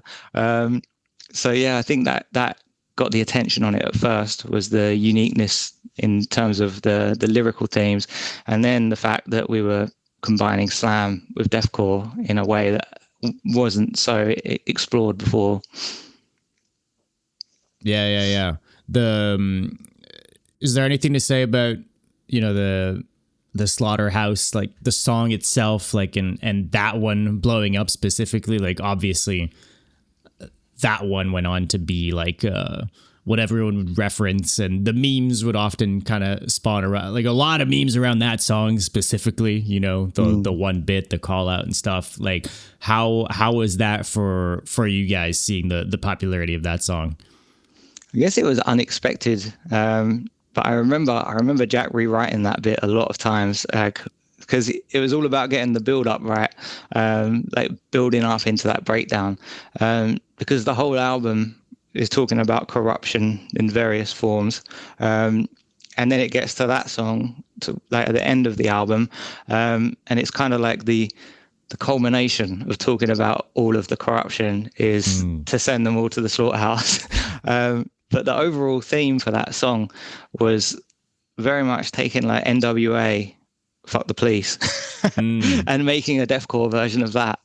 That was my goal with the lyrical theme when I started writing it, and I think it achieved it quite well. Yeah. And you're right. Those, you know, that kind of lyrics, as much as it was cool back then, like let's be honest, most of it was just like anti-religion and stuff, like most of it was like either like demons and stuff, which obviously fits well with that context. I get it, but it was like just most of it was fictional, I would say, or teenage anger type thing, like just like problems with girls, stuff like that. So of course it's when you've got actual, you know, you see that a lot in punk or hardcore, like real big topics like that. It's gonna reach people that maybe weren't super fond of the other stuff. Usually. So I mean, at the time, I think that kind of like conspiracy stuff was on a bit of a hype, because there was the Zeitgeist movies and they were taking off, and like it was becoming more of a thing, whereas before, like, everyone just kind of trusted the government. Everyone thought they were out for their best wishes, kind of thing. So I think we kind of hit that timing on the head quite well, whereas people were like, holy shit, like he's talking truth, kind of thing. And then like taking the world and like what's going on in the world, and then making that the brutality, rather than, because like, oh, what's going on around us is brutal enough without making up loads of stuff. But with Thrown To Belial, it was heaven versus hell was the theme I was doing. So it was the demons versus angels was the whole theme of it also Thrown To fits Belial. very well. Yeah. And then Hideous Miscreation, I went on to, the whole theme was werewolves. That was the whole theme of Hideous Miscreation. So yeah, and then when Acrania came, then it was like a big switch up to be writing about like real things. It's kind of been that since, right? Like Human Error was a lot of that too, and this new record is a lot of, you know, those sort of things. But I think, to your point, the landscape right now lends itself well, I think, to those sort of lyrics, right? Yeah, I'm surprised there's not more bands doing it, really, because even now, like when I came back to do the Shush stuff, I don't think there's many bands really focusing on like politics. Or I mean, one of the funny things is everyone used to call Acrania political deathcore. But I always used to say we're not actually a political band, because we're actually anti-politics in a way, because we're at a level above the politics. We're like saying that, you know, everything's controlled by like a secretive elite. So we're not political because we're not like for a party or for these politics against those politics. It's very much politics is a show. And that was the level we were at. So people would call it political, and I would think, well, it's not actually. But I guess being anti-political can be seen as a political stance. Everything is political. This is the rhetoric most people will have in that sort of sphere. But you know, to your point, it's, you know, talking about conspiracy theories is not the same thing as being political in my mind. Yeah, definitely. Yeah, I mean, I say conspiracy theories, but even when I was writing it, I would always make sure it was rooted in what I felt was truth. Although it was off the back of watching a bunch of conspiracy stuff, but I was very careful not to go into like conspiracies like reptilians and things that I didn't see as truth. No, for sure, because that's a rabbit. I think it's super interesting, though. I'm not gonna lie. I love reading about all of them. I don't think there's a single one that I don't want to read about because it's very interesting. My favorite ones so far, maybe you guys I know it, is like there's this theory that dinosaurs, I cannot pronounce that, I'm French, but dinosaurs never existed, and it was always dragons. And I think I genuinely want to believe that one, because that's what I want. I prefer dinosaurs are cool, but come on, dragons. And because they discovered like old painting, and even in books, apparently it was mentioned, and I think even in the Bible and stuff, like they're talking about dragons. So that one I was like, please make it real. Please, that one needs to be real. Funnily enough, like, someone sent me a video about that a few days ago, and I've been thinking I need to watch it. You do, please do. We do gotta know, Luke. I need like a top 3 conspiracy theories. Ooh, out of Luke. Give me your top 3 most interesting to you, not necessarily like. I mean, I guess like the Illuminati secretive elite running the show is the big one. That would be the main one that I kind of focus on, I guess.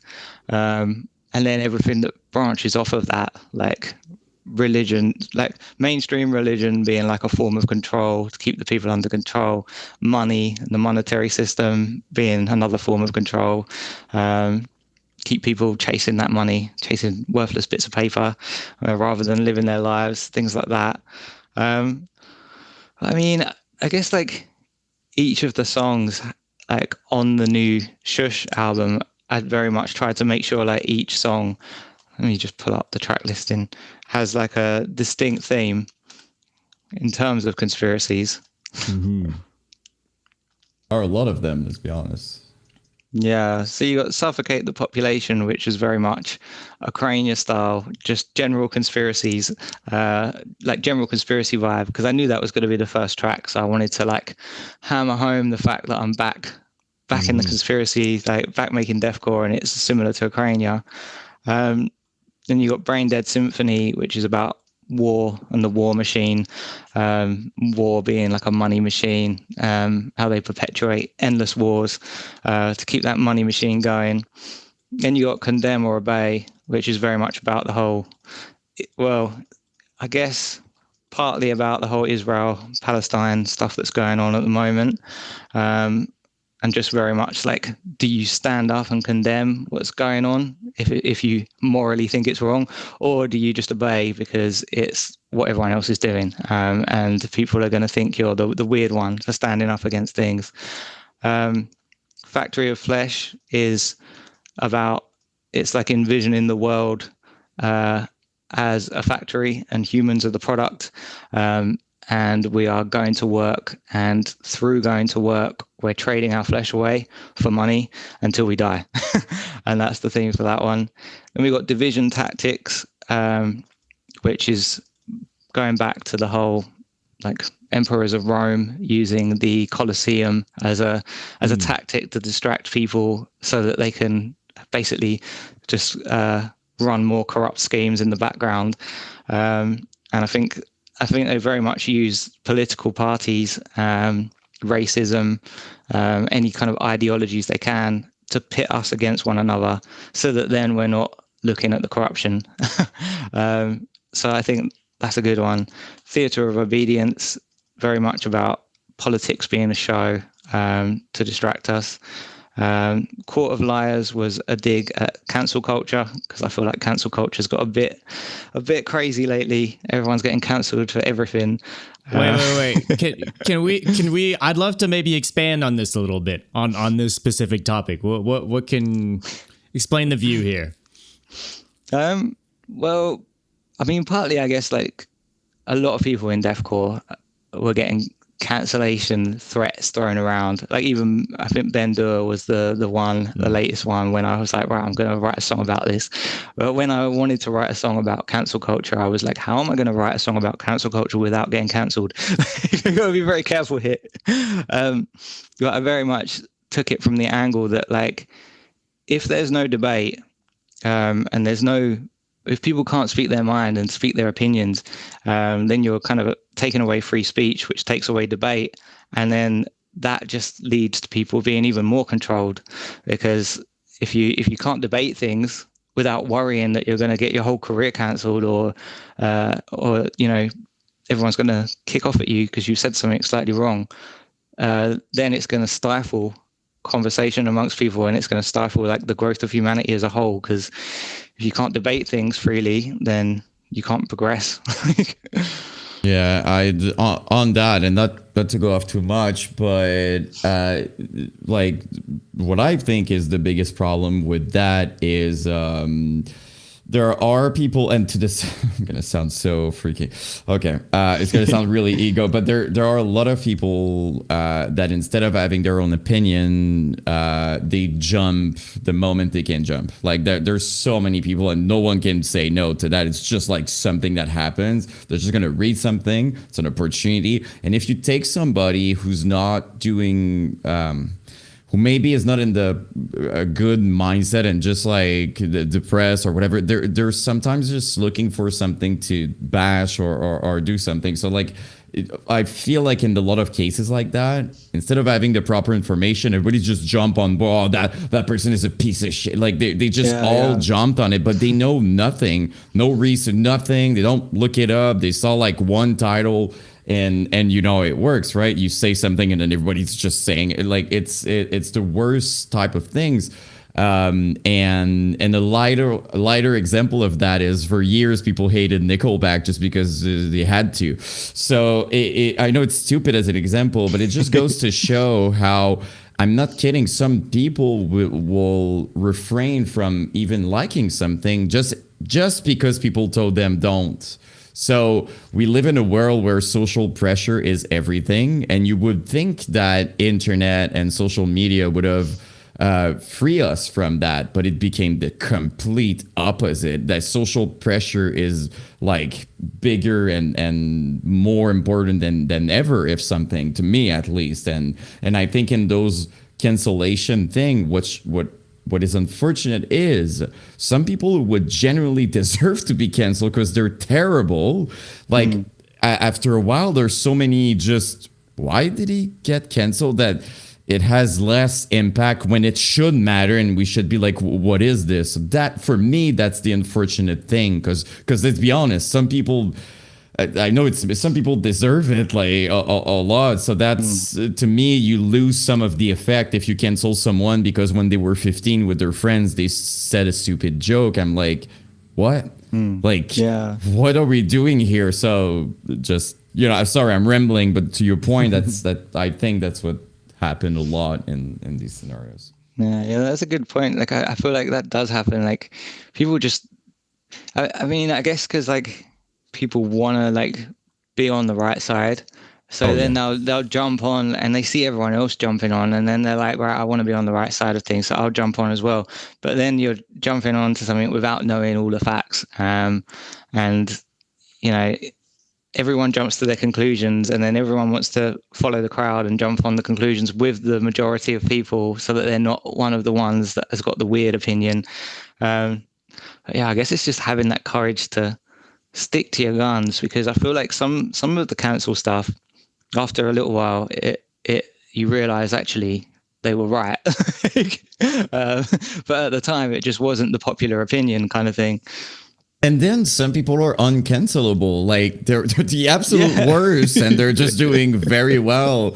Meanwhile, another person that's maybe said something that wasn't good or whatever, they're gone. And then you've got like these crazy people just constantly hurting and completely fine during their life. So that it's a weird phenomenon that happens. But people jumping on the bandwagon is a weird one as well, because like I don't want to go back to it constantly, but the whole Tyler thing when that happened, I had like people like messaging me kicking off, and I'd open the message and then I'd go back to the message before, and it was like 2 weeks earlier, and then being like, "Oh, I love your vocals, man. It's so sick."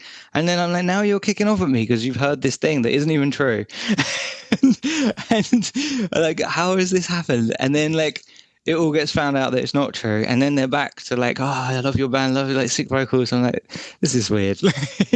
Yeah, but you do have a good point. It is not to defend people in general, but of course it's scary when everybody's on saying stuff and just go like the irony is they're also scared of being canceled if they don't agree with. So I think that's almost what's happening. Like these people are jumping. It's a self-fulfilling prophecy. It's like Yeah.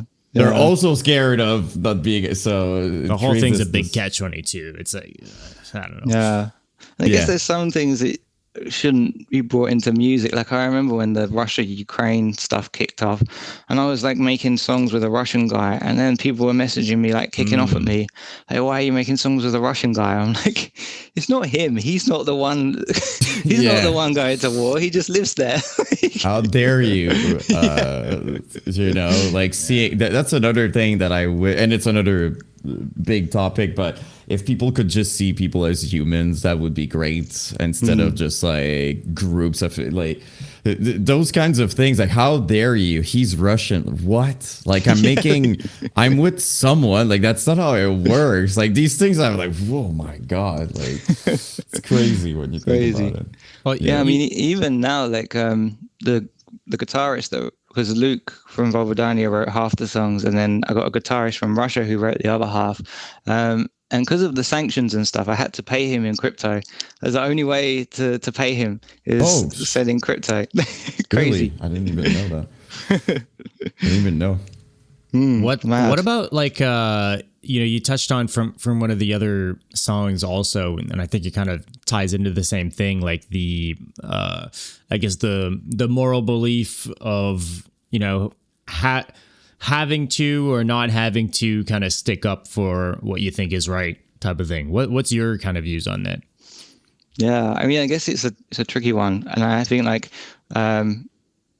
writing lyrics like I do is you're putting yourself in the firing line a little bit, because like if you like write something that's like about a political thing or a conspiracy that then pisses people off and they get offended by it, then you're going to be in the firing range. So I think you definitely have to be careful. And I think it would come when it with me when I'm getting interviewed about the lyrics, and you got to be careful with how you're going about explaining these conspiracy songs, so that people don't get the wrong idea and start hating on you for something that's not true, kind of thing. Mm-hmm. Yeah, but I guess where my mind went when you said this originally was kind of like the idea that I don't know that I guess that like taking no stance is taking a stance, like you alluded to the also the fact that if you're like against politics is also technically a political view, how like everything is politics and everything is something that should be you're on the right side or bad side of something. And I just think there's a lot of obviously it's personal like opinion, right, on what the right thing to do is. But I do feel we're in a time right now where it's kind of being pushed a lot that like everything has to be a battle or everything has to be something that you're outwardly protesting.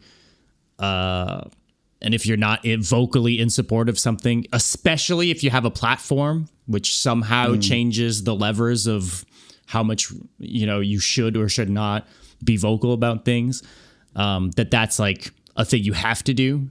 Is that something you think about or feel like as well? Or yeah, I mean, I do feel like it's doing like a good mission. It's a good mission to be writing these kind of lyrics and waking people up to this kind of thing. And back with Acrania, like I'd get people messaging me like, "Oh my God, like I've been taught all this stuff at school, and then I listened to your album, and then I'm like, oh my God, like none of it's real," and like it opened my mind. And I think ultimately it's just giving people that spark to like open their mind and get them to think about things from a different angle and get them to look into everything themselves independently and not just take the mainstream narrative as like the view they have to hold. And I think that was quite cool for me to get people to actually be influencing people to look into things themselves and form their own beliefs based off of listening to my songs. I remember being like, wow, that's really cool.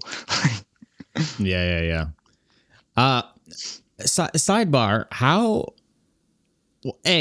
like, what's the status? How did it end, not end? Like, what's the end point of Acrania in all of Big this? one. Because yeah, I think the people, it's been very convoluted, right? Obviously, like, Jack left, but he came back, and then y'all wrote a record, but there hasn't really been much since. Like, what's the gist here? What are we working with here in terms of Acrania? I knew this one was going to come up.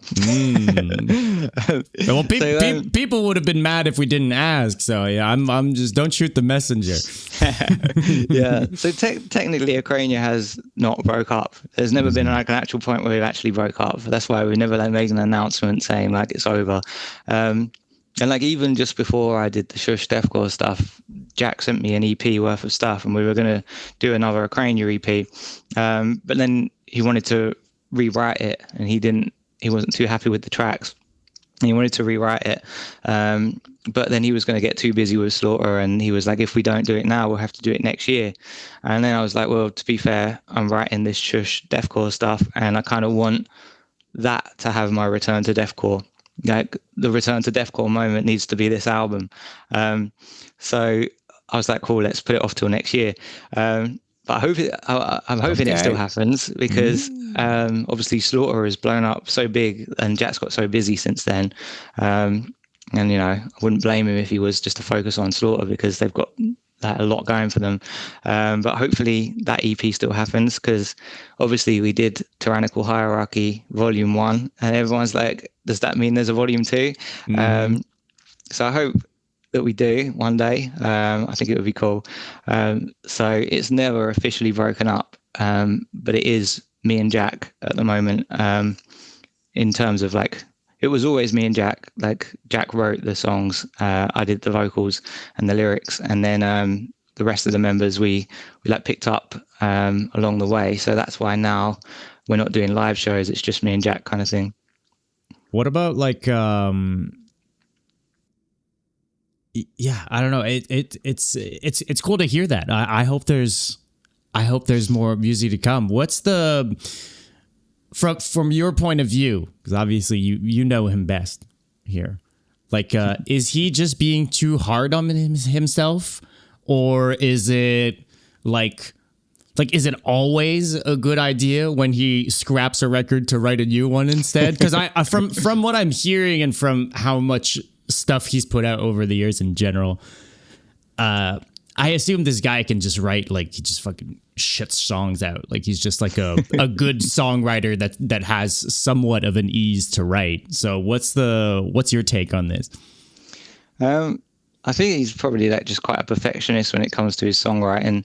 But I think what happened was with some of the early Slaughter songs were like Acrania songs, and if you listen to like the early Slaughter songs and then you put my vocals over them, you'd see what I mean. But it's the vocals that very much change it. And then I think with this latest EP we were going to do, they were Slaughter songs that didn't quite make it, and that's how it originally kicked off. But then he thought at the last minute, like, no, actually, let me write these again, write them more Acrania kind of focused, and that's where the rewriting of this latest EP came about. Okay. Well, it's just funny because you mentioned this with Totalitarian as well. Was like you had a record's worth of stuff, and then he decided to rewrite it as well, or retweak all of it. So it seems to be a reoccurring thing with Jack. Yeah, he's definitely very much about getting like the perfect song structure down. More than like writing like a super complicated riff. It's more about the overall feel of the song as a whole, which I think definitely shows, especially when it comes to like building up the tension to those heavy breakdowns kind of thing. Mm-hmm.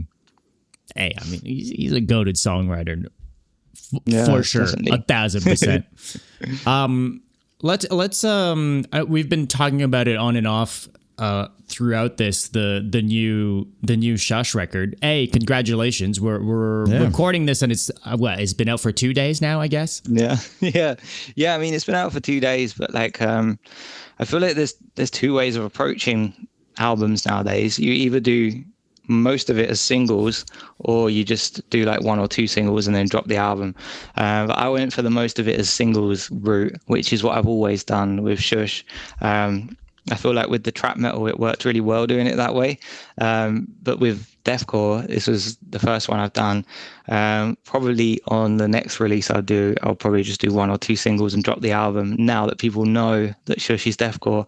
But I feel like I needed to drop each one. Like I dropped 60% of the album as singles, because that way, like I drop in them like once every 2 weeks or once a month. And then you get like a lot of hype moments. Whereas if you just drop an album, it's just one hype moment, or like three if you do two singles. Because I knew I needed to hammer home the fact that Shush is now Deathcore. I feel like the singles route was the best approach. So 7 of the songs were out before the album dropped on Friday, and then you got another 1, 2, 3, 4, 5 that dropped 2 days ago. Mm-hmm. How's the reception been? Like, how have you been feeling this release? Yeah, it's been going well. I feel like what's been happening is each Deathcore song I drop gets more attention than the last Deathcore song I dropped. So I think like the first one, everyone was like still like, huh? Like what's going on? Is Luke making Deathcore again? And probably all the trap metal people that I picked up along the way were like, what the fuck is this? This isn't what I signed up for. But each one has been getting more attention than the last, which I think is very positive, because it shows that more and more people are realizing and clocking onto it. But also it's still not got, all of the Acrania fans still don't know about Shush making Deathcore. And it's funny how hard it is to get everyone's attention onto that. Like you'd think it would be quite easy. Like you'd think you're like, because I'm the vocalist, you'd just post about it and everyone would be like, oh, like it's Deathcore again. Like, enough people within the scene would, word of mouth would kind of just get around just from people sharing and stuff. Yeah. Or at least like all the Acrania fans, you'd think. But still, like even dropping like the last single, I'd get people messaging or commenting saying like, oh my God, he's back. Like, how are you only just realizing this is like the 7th song? But there's probably still like a whole bunch of people that don't know. Yeah. There's so much stuff now too. Like that's the other, you know what I'm saying? Like people open, like sometimes you realize how did I not see that? What is that? It happens to me all the time. I'm like, people are like, oh, you must be happy about that. I'm like, what is this? And everybody knows about it. So it's kind of. Definitely. Yeah. It's definitely, I guess it comes down to like the online culture. People are like consuming so quickly that they're not going to really check something unless it is blowing up and they're seeing it a lot. They just scroll past kind of thing. Mm-hmm. Yeah, but I mean, to your point, it's kind of like the singles route, like dropping 7 singles. Well, each one of those times was an opportunity for me, more and more people to be aware about it, as opposed to if it was just a record dropping, like for sure would have had the similar impact as the first single you dropped and then nothing afterwards, right? So obviously it's about, unfortunately, in this day and age, it's about just being consistent and just always kind of having something come about. I think it was partly like that back in the day too, but it could take different forms. Like I think that's why meme era was like a thing, like every other day, Facebook days, you'd have a new meme pop up or whatever, about a band, or you'd take a meme that someone made about you and you can post it or whatever. And that's just like constantly just a new piece of something that's getting a reaction out of people,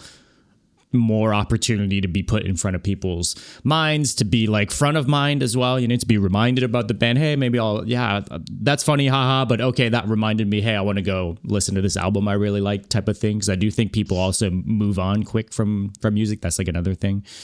again, attention spans and stuff. So, I mean, can we kind of speak on like the Shush kind of umbrella and like the decision to have everything under the one name? Because you very much could have, you know, put this out under another name, you know, especially given the fact that prior material wasn't deathcore at all, right? So what was what's kind of the thinking here? So I did debate it. That was a big point of debate in my mind, was like whether I release the new Shush stuff under a new project name or keep it under Shush. And I think because like I've had quite a few projects, like obviously there's Hideous Miscreation, there was Scribe of Existence. I did like the Born of Osiris style stuff. And then I also did like Meat Slab, which I don't know. Oh, yeah. With Aaron. Yeah, with Aaron. And that didn't go ahead. So I was thinking there's been so many that like just dropped an EP and then nothing happened. That if I release this under a new project name, people would think, oh, what if it's the same thing? Like just another project that's going to have an EP and then nothing's going to happen with it. So doing it under Shush, I feel like it's my project and it's like only my project. So the only person that could make it not continue is me.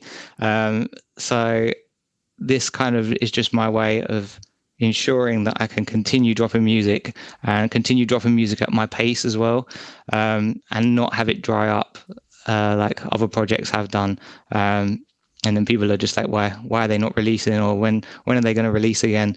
This way I can keep it consistent and keep it moving forward. So you kind of alluded, you said it a couple times throughout this chat, like kind of alluding to you're doing deathcore now, like it's a moving forward type of thing. Like we're already talking about more deathcore, or was this a one time thing? But okay, we'll go back and forth. Like what's the vibe here? Yeah, so it's definitely not a one-time thing. It's definitely the direction it's going to go in now. Hey, the people will be happy to hear that, Luke. I'm just saying. Definitely. My plan is to, like, I have got one trap metal album that I wrote and I've got fully written in my head and all the beats down and everything. But I don't know when I'm going to record it and release it. I feel like in my head I'm thinking I'll release as much deathcore as I have trap metal, which is 3 albums. So I'm working on an EP now as a follow-up to this album, which should be really cool, because there was like I was talking with the vocalist of Pill in Flesh, because I went to see them at their show with Vulvodynia, and it was really funny because I went in like walking in like, oh my god, stoked to meet these guys, and then they're like, oh my god, we're so stoked to meet you, and I was like, me? Really? So I ended up chatting to them a lot. So he was supposed to go on the end of Theatre of Obedience after Ben, but unfortunately they had some issues with their studio and he couldn't track. So there's going to be a track on the EP with him on, which should be really cool. And obviously they're on such a hype right now that'll get some attention. Yeah, and Dee's vocals are fucking awesome too, just as a whole, you know. Yeah, definitely. And then Alex is it Cohan or Cola? Chelsea Grin, ex-vocalist. Yeah. He's going to jump on a track as well. Hopefully. I mean, I haven't actually spoke with him myself, but I've just someone who the guitarist who wrote half the album, his friend is speaking with him and he says he's down. So I'm hoping to get him on. So I think this next EP should be really cool, because I think I can get some like big good guest names on there, and also going to write it with a bit more of a approach to it, where it's going to be wrote by the person I recorded with, Chris. He's got a studio guitarist who he's worked with for years, and he's going to write the EP. So we're going to focus on like building in lots of build-ups and like vocal gaps for those like kind of big breakdown moments. So I want to try and get a new send into the sort house that replaces the old one, if I can do. How's that approach been? I mean, speaking of which, you know, like working, like obviously it's like your thing. You're like, it's like the top of funnel here of like, you know, it's your vision, it's your thing, but you've got people coming in to help write the record that aren't technically like band members and stuff. Like how's that been kind of, because that puts you in kind of like a producer role, I guess, you know? like a director role in terms of, I'm assuming you're kind of directing people in terms of what you're just explaining. Okay, we need the gaps for the vocals and stuff like that. That's very much like you have a vision for it, but someone else has kind of got to execute it, but in conjunction with you, right? Like how's that whole experience been? Yeah, I mean, I guess it's cool. It's cool to have the freedom to have different people write different tracks, rather than like just having the one band that writes the tracks. And I guess like this way, you can really kind of what's it called? Like people have the motivation because I'm paying them. Okay. But like rather than when you're in a band, like you're like, come on guys, we've got to write a track, and like everyone's like, who's got any riffs? Whereas if I'm like tasking X person to write a track, then they ask me like, what kind of vibe do I want it to have? Like what bands do I like have in mind, like when I'm thinking of it?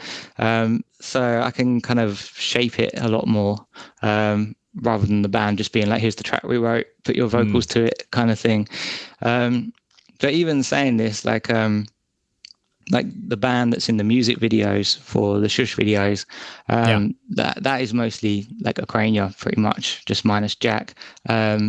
So like they are all friends that I've made music with for years, and they're all now like offering, like, let me write a track like for the next one, and things like that. So then I got this pool of tracks that I can pick out of, which is cool. And then if I do ever take Shush live, which I want to do, it will probably be like the band in the videos that I move forward with. So it's really cool to have those guys there, and have them like willing to come and jump in the music video and like be there ready if we do ever take it live. Yeah, that's cool, because I think a lot of times a project of this nature would be limited in that sense about being able to play live shows, right?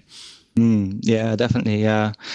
So I think like once I get back to England, then I'll start thinking about maybe getting some practices together with those guys, and then thinking about doing a first show.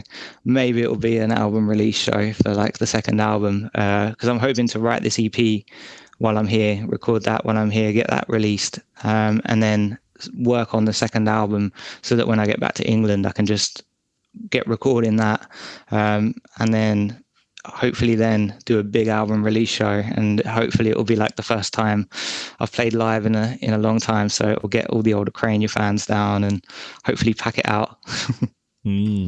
Hell yeah. Okay, couple quicker things to round this out here. You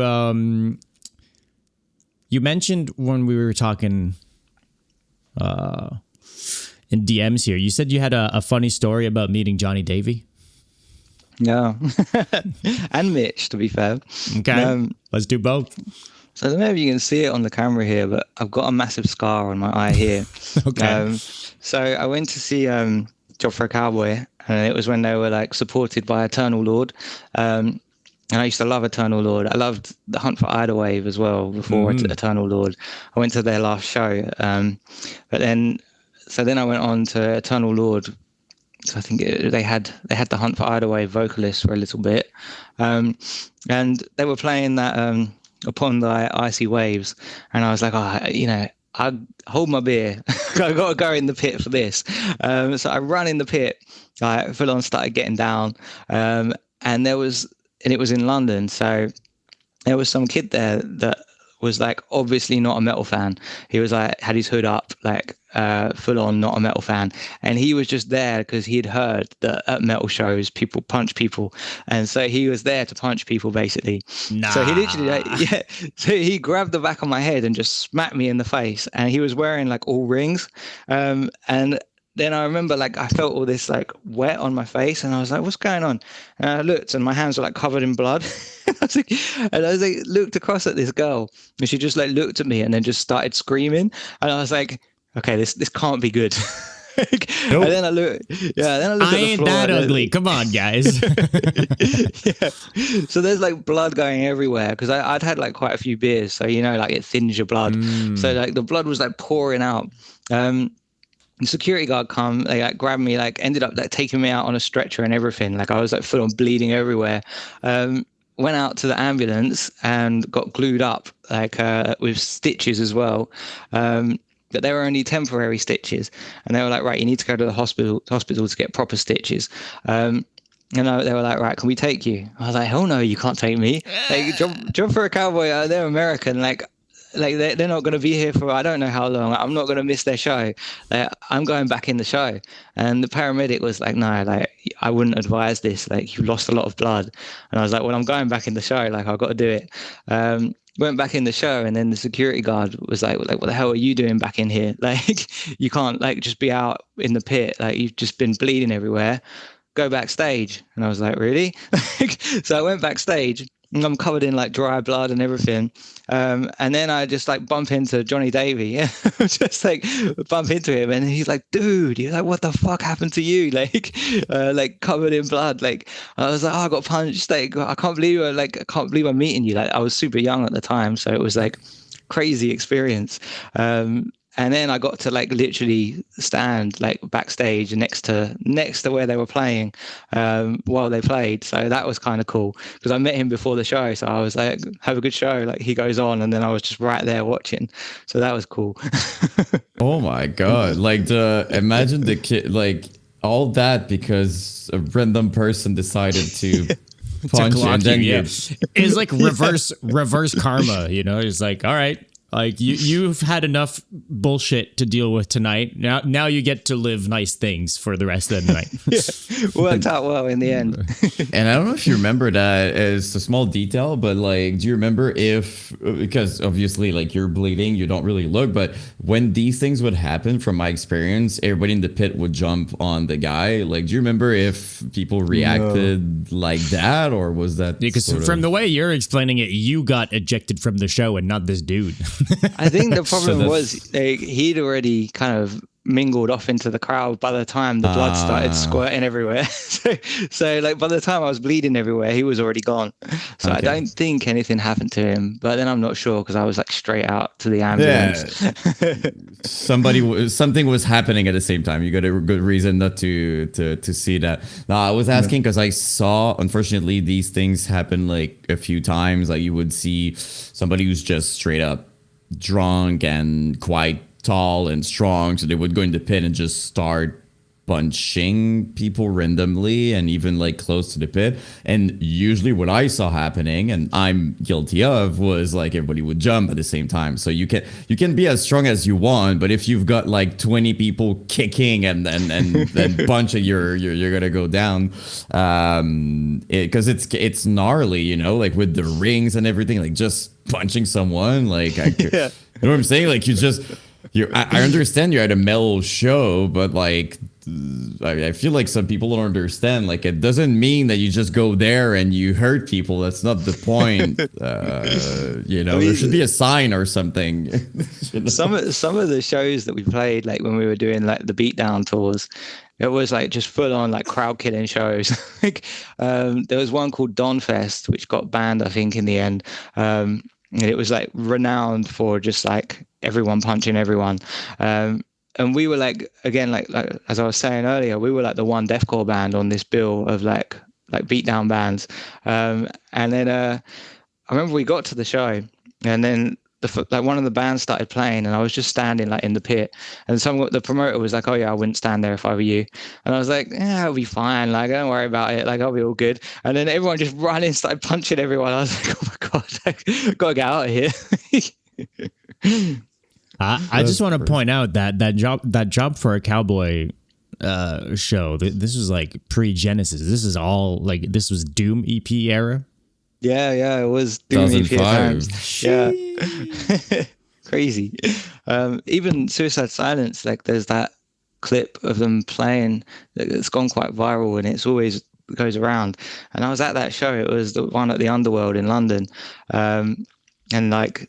It's the one they always use when they like say about Mitch's energy and like how much stage presence he had. And I remember that was just insane. But the first time I saw Suicide Silence, it was like, I think it was probably maybe it was before the cleansing. It was like they were super small. Like no one knew about them. Like when I went to see them, they played in Harlow which is in Essex where I'm from, but it's not like a big town or anything. And I remember getting the train there, and it was just a little venue, and like Mitch was like on the merch table, like selling the merch.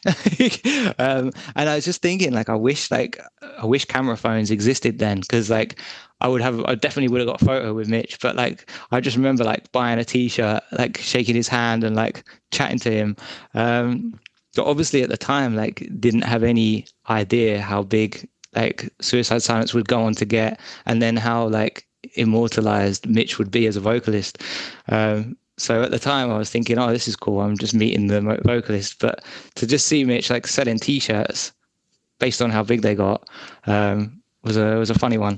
Yeah, I don't think he did that for long. I think might have been someone else who was doing that. It might have been just maybe even just a byproduct of being in Europe, you know? Like like, hey, we just don't got as much crew on this one, boys. We're doing the overseas one. That's cool, man. Okay, let's unless you have anything, Yan. No, I did with a final thing.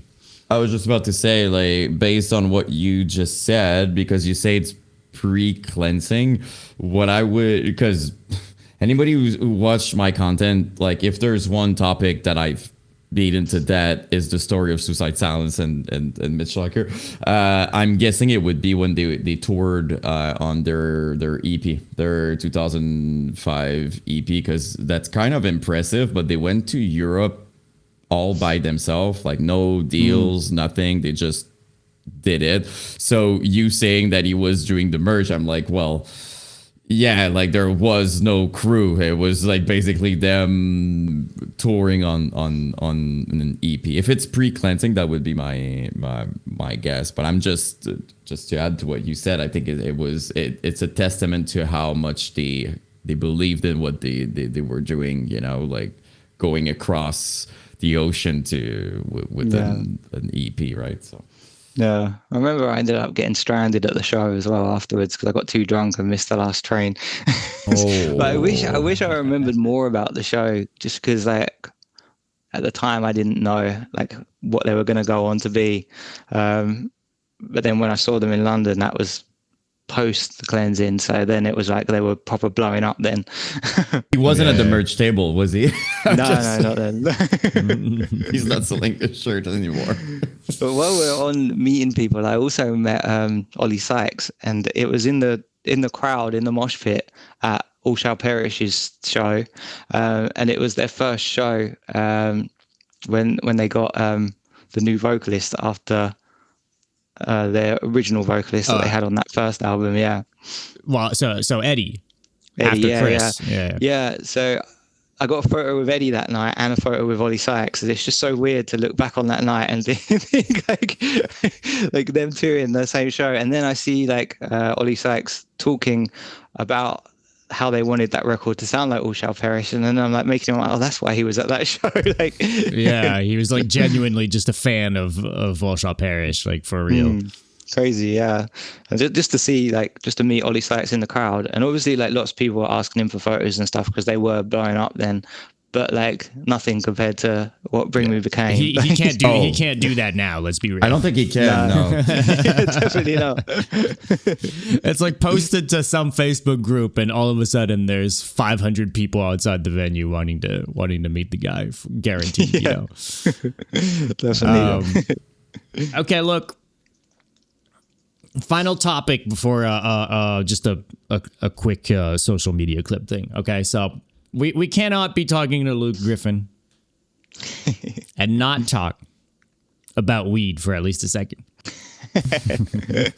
We went on this entire conversation with no mention of it, but let's be real. The weed has been very much a constant, I think, through your journey. So even just, you know, from the merch designs to just again the bong t-shirts, all this, right? So what's what's your relationship with weed when it pertains to music in particular, I guess, and then has that changed? Is this still the same thing or? Where are you at with it now? I guess I've always used it as a way to help with writing. I did write at university as well, because I wanted to focus on my lyric writing. So I actually specialized in poetry, which is the closest thing I could get to lyric writing at university. And I did write a lot of lyrics and hand them in as poems, kind of thing. So that was kind of my way of like, I need to get some education, but I want to do music. How can I blend the two? So then I would have to do a lot of writing, like writing essays and stuff. And I felt like the only way I could get through it was have a spliff there, have a hit, write for a bit till I run out of creative energy, have another hit, write for a bit. But then with Acrania, I guess it just became like the image in a way. Like we had that video, the tour video. What track was it for? Let me quickly look. It's the I'm terrible with song names. The depopulation program. Yeah, and we made that video, and I'm like doing the dishes and stuff. And I guess like all that kind of like side of it wouldn't have come about if we didn't have the weed, because like at the time making a music video where you're just like doing the dishes and taking out the trash was like a super silly thing to do, but it definitely worked well. And then we have like the breakdown moment where there's all of us on the couch doing a bong hit, timed with the breakdown, which worked out good. But since having the baby, I had to stop because when the pregnancy came about, I wanted to be clean as possible for the pregnancy so I could have an organic, free-range baby. So I have stopped for a long time now, but occasionally when I see friends and stuff. Yeah, but I mean, so but it was the same. It was for a point like a daily thing, and just now less so, I assume. Yeah, well, since I was 17 until just before the baby, it was daily things. How's it been? Because that's not, everyone deals with that differently, being like going daily weed to like slowing it down or doing less. I was weirdly fine with it, but also I'm weirdly fine with everything like that. Like I feel like I haven't really got, although I did it every day, I don't really have an addictive personality as such. I can easily stop things, whereas other people, I feel like it's just about the type of person. Other people can't. So I was fine. Obviously, there was a little period of having like really vivid dreams and stuff like that. But I kind of liked the vivid dreams. So, I mean, I wake up, I feel like I've been on like an adventure all night. But other than that, it was quite easy. It was surprisingly easy. Let's end this off with a little social clip here. I need the goat of Pigsqueals to give me his list of top 5 vocalists that do Pigsqueals. Oh, shit. I mean, Johnny's up there, obviously, as everyone would say. Don, Waking the Cadaver. I remember when when that dropped, that initial 2 tracks, Chase Through the Woods by a Rapist, and then the other one, forgetting the name now. But I remember playing that. Splattered. Yeah, Blood Splattered. I remember playing that in the car park at the skate park, full blast. And that was like a whole thing at the time. I feel like he took Pigsqueals to another level. But then I would have to throw Aaron in there as well from Postmortem, because like I say, they very much shaped my love for Pigsqueals. And then Mr. Accordion. I don't know if you heard Mr. Accordion. Them as well. I try and think who else. Yeah, one more. Do you remember the Juliet Massacre? Sure. Hell yeah. Yeah. Those were some sick Pigsqueals. And Annotation. Oh, there's more than 5, but Annotations of an Autopsy have got to be in there as well. 1,000%. A solid list. I like this list. I think both Yan and I will attest and approve these picks, guaranteed. 1,000%. Well, yeah, the Misericordium is the underrated, goated pick on this list, in my opinion. Yeah. They kind of died out, but they were very hyping at the time. but very underground. I mean, they put out a record like a couple years ago. Did they? Yeah, but then they went dark again. But then they kind of, I don't know, they keep deleting and reactivating their Instagram account. I don't know what's going on anymore. Nick's a cool guy, but we had him on the show too. But yeah, I don't know. They like dropped the record, and then a couple weeks later, I feel like Instagram disappeared. And it's like, okay, I don't know what's going on here. I just remember the funny story. Going back to the weed. Okay. When we was on tour with Slaughter to Belial on that tour, it was quite a funny contrast because Slaughter to Belial were like doing weights outside the tour van, and we were just there smoking up. But we went through Amsterdam, so obviously we played in Amsterdam, and then went to the coffee shops, obviously. But then our driver didn't smoke, so she only smoked cigarettes. And then you're not allowed to smoke cigarettes in the coffee shops in Amsterdam unless it's got some weed in it. And so she said, yeah, so they were like, oh, you have to go outside. And it was raining. So she was like, I don't want to go outside. And then the guy that owned the bar was like, okay, just put a tiny bit of weed in your cigarette that won't affect you. So she did that. And then straight after that, we went to Germany. And then the tour, the guy who was running the tour for us, he said that like a lot of UK bands are getting pulled over in Germany, and we were like, whatever, like we won't pay attention to that.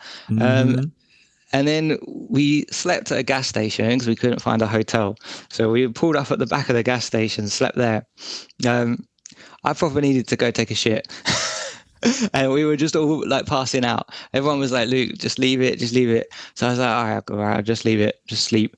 Woke up in the morning. I was like, guys, like, look, I've got to go. I'm going. So I went to the gas station. I was in the toilet for a while, and then came out, and there was a woman cleaning.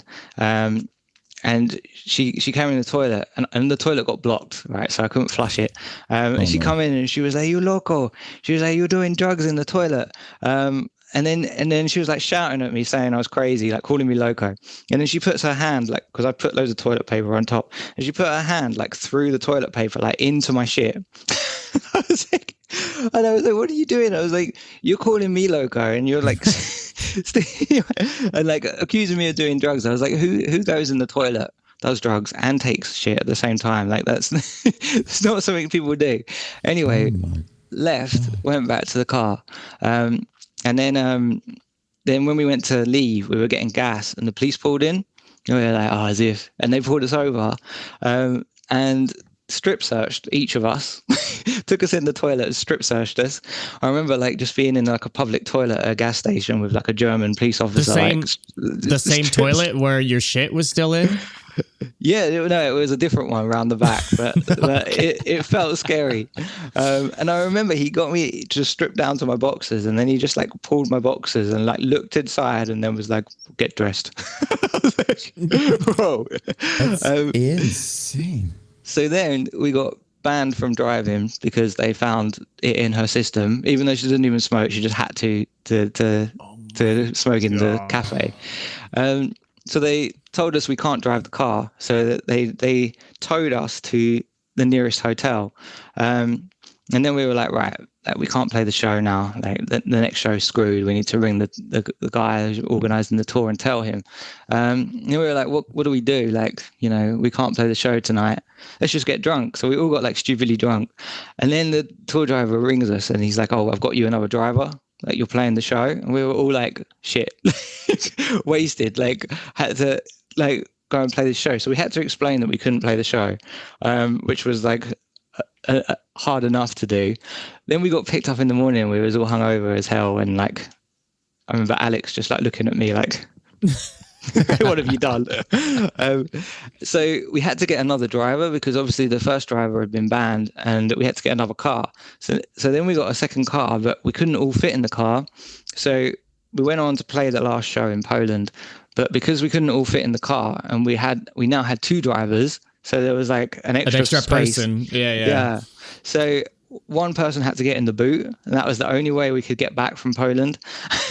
And we managed to drive from Poland to London with a person in the boot, and we made it. And I don't know how we did it. Somehow we made it all the way back. Who was in the trunk? We took turns. I was in the trunk for like a good 2 hours, but I remember like you're just in the trunk with a load of drum kits like behind you, thinking like if anything happens and we crash, like I'm definitely gonna die right now. Oh no, yeah. Over. Oh my. That's a good story to end the podcast on. Crazy. That's crazy, dude. Holy shit. Wasn't prepared for that one. My man. Thank you for doing this, man. Oh yeah. This is a fucking blast, good. man. We're gonna have to chat again because I feel you're a funny, entertaining guy. I feel like there's much more. We could have many more conversations about whatever the fuck. You're fucking awesome, man. This was a treat, dude. I'm gonna be doing vinyl drop for that album with Silverback Gorilla. Yeah, which I'm super happy to lock in because I know Norberta, like who co-runs the label, and they're definitely like one of the most respectable kind of vinyl companies. So I chatted to him about coming on here, and I said, "Can I announce it on here?" And he said, "Yeah." So there's going to be like 200 copies limited, and it's going to have its own bespoke artwork, which I'm having worked on at the moment, which is like another scene from the album cover, but it's like a scene from way in the background, and you can see the album cover in the background of that hell scene. Yeah, okay. So it should be cool. And also getting a Deathcore Shush logo made up for that vinyl as well, which will be cool. Hell yeah, that's cool. Yeah, while we're here, I mean, what else is in store? What's next for y'all? So I got content dropping every Friday for a while now. I'm going to be dropping the full album stream next Friday, which will be like a visualizer with the lyrics on. And then each Friday after that, I've got a lyric video for each of the tracks that hasn't got visuals. So the ones that haven't got lyric videos or playthroughs or music videos. But then I'm also thinking just to do lyric videos for all of the tracks, so the music video ones as well, because I want the lyrics to be noticed. I spend a lot of time on them lyrics, so it's good to do the lyric videos, I feel. So that will be dropping for a while. And then I've got a cover, Bring Me the Horizon. I did the cover to Shadow Moses, except we're making it proper deathcore. So we're building in some of the stuff off of we're basically making it into a Count Your Blessings style version of Shadow Moses. So it should be really cool. It's been a minute since we've seen a cover out of you too. Yeah. I mean, it is. That used to be your thing. We didn't talk about it, but your covers would blow the fuck up too. Yeah, I mean, it is a cover I've already done. It's just the instrumental and the mix is going to be like probably mixed with a proper deathcore instrumental for once. But in terms of actual covers, I don't know if because I like to spend my time making music rather than doing covers.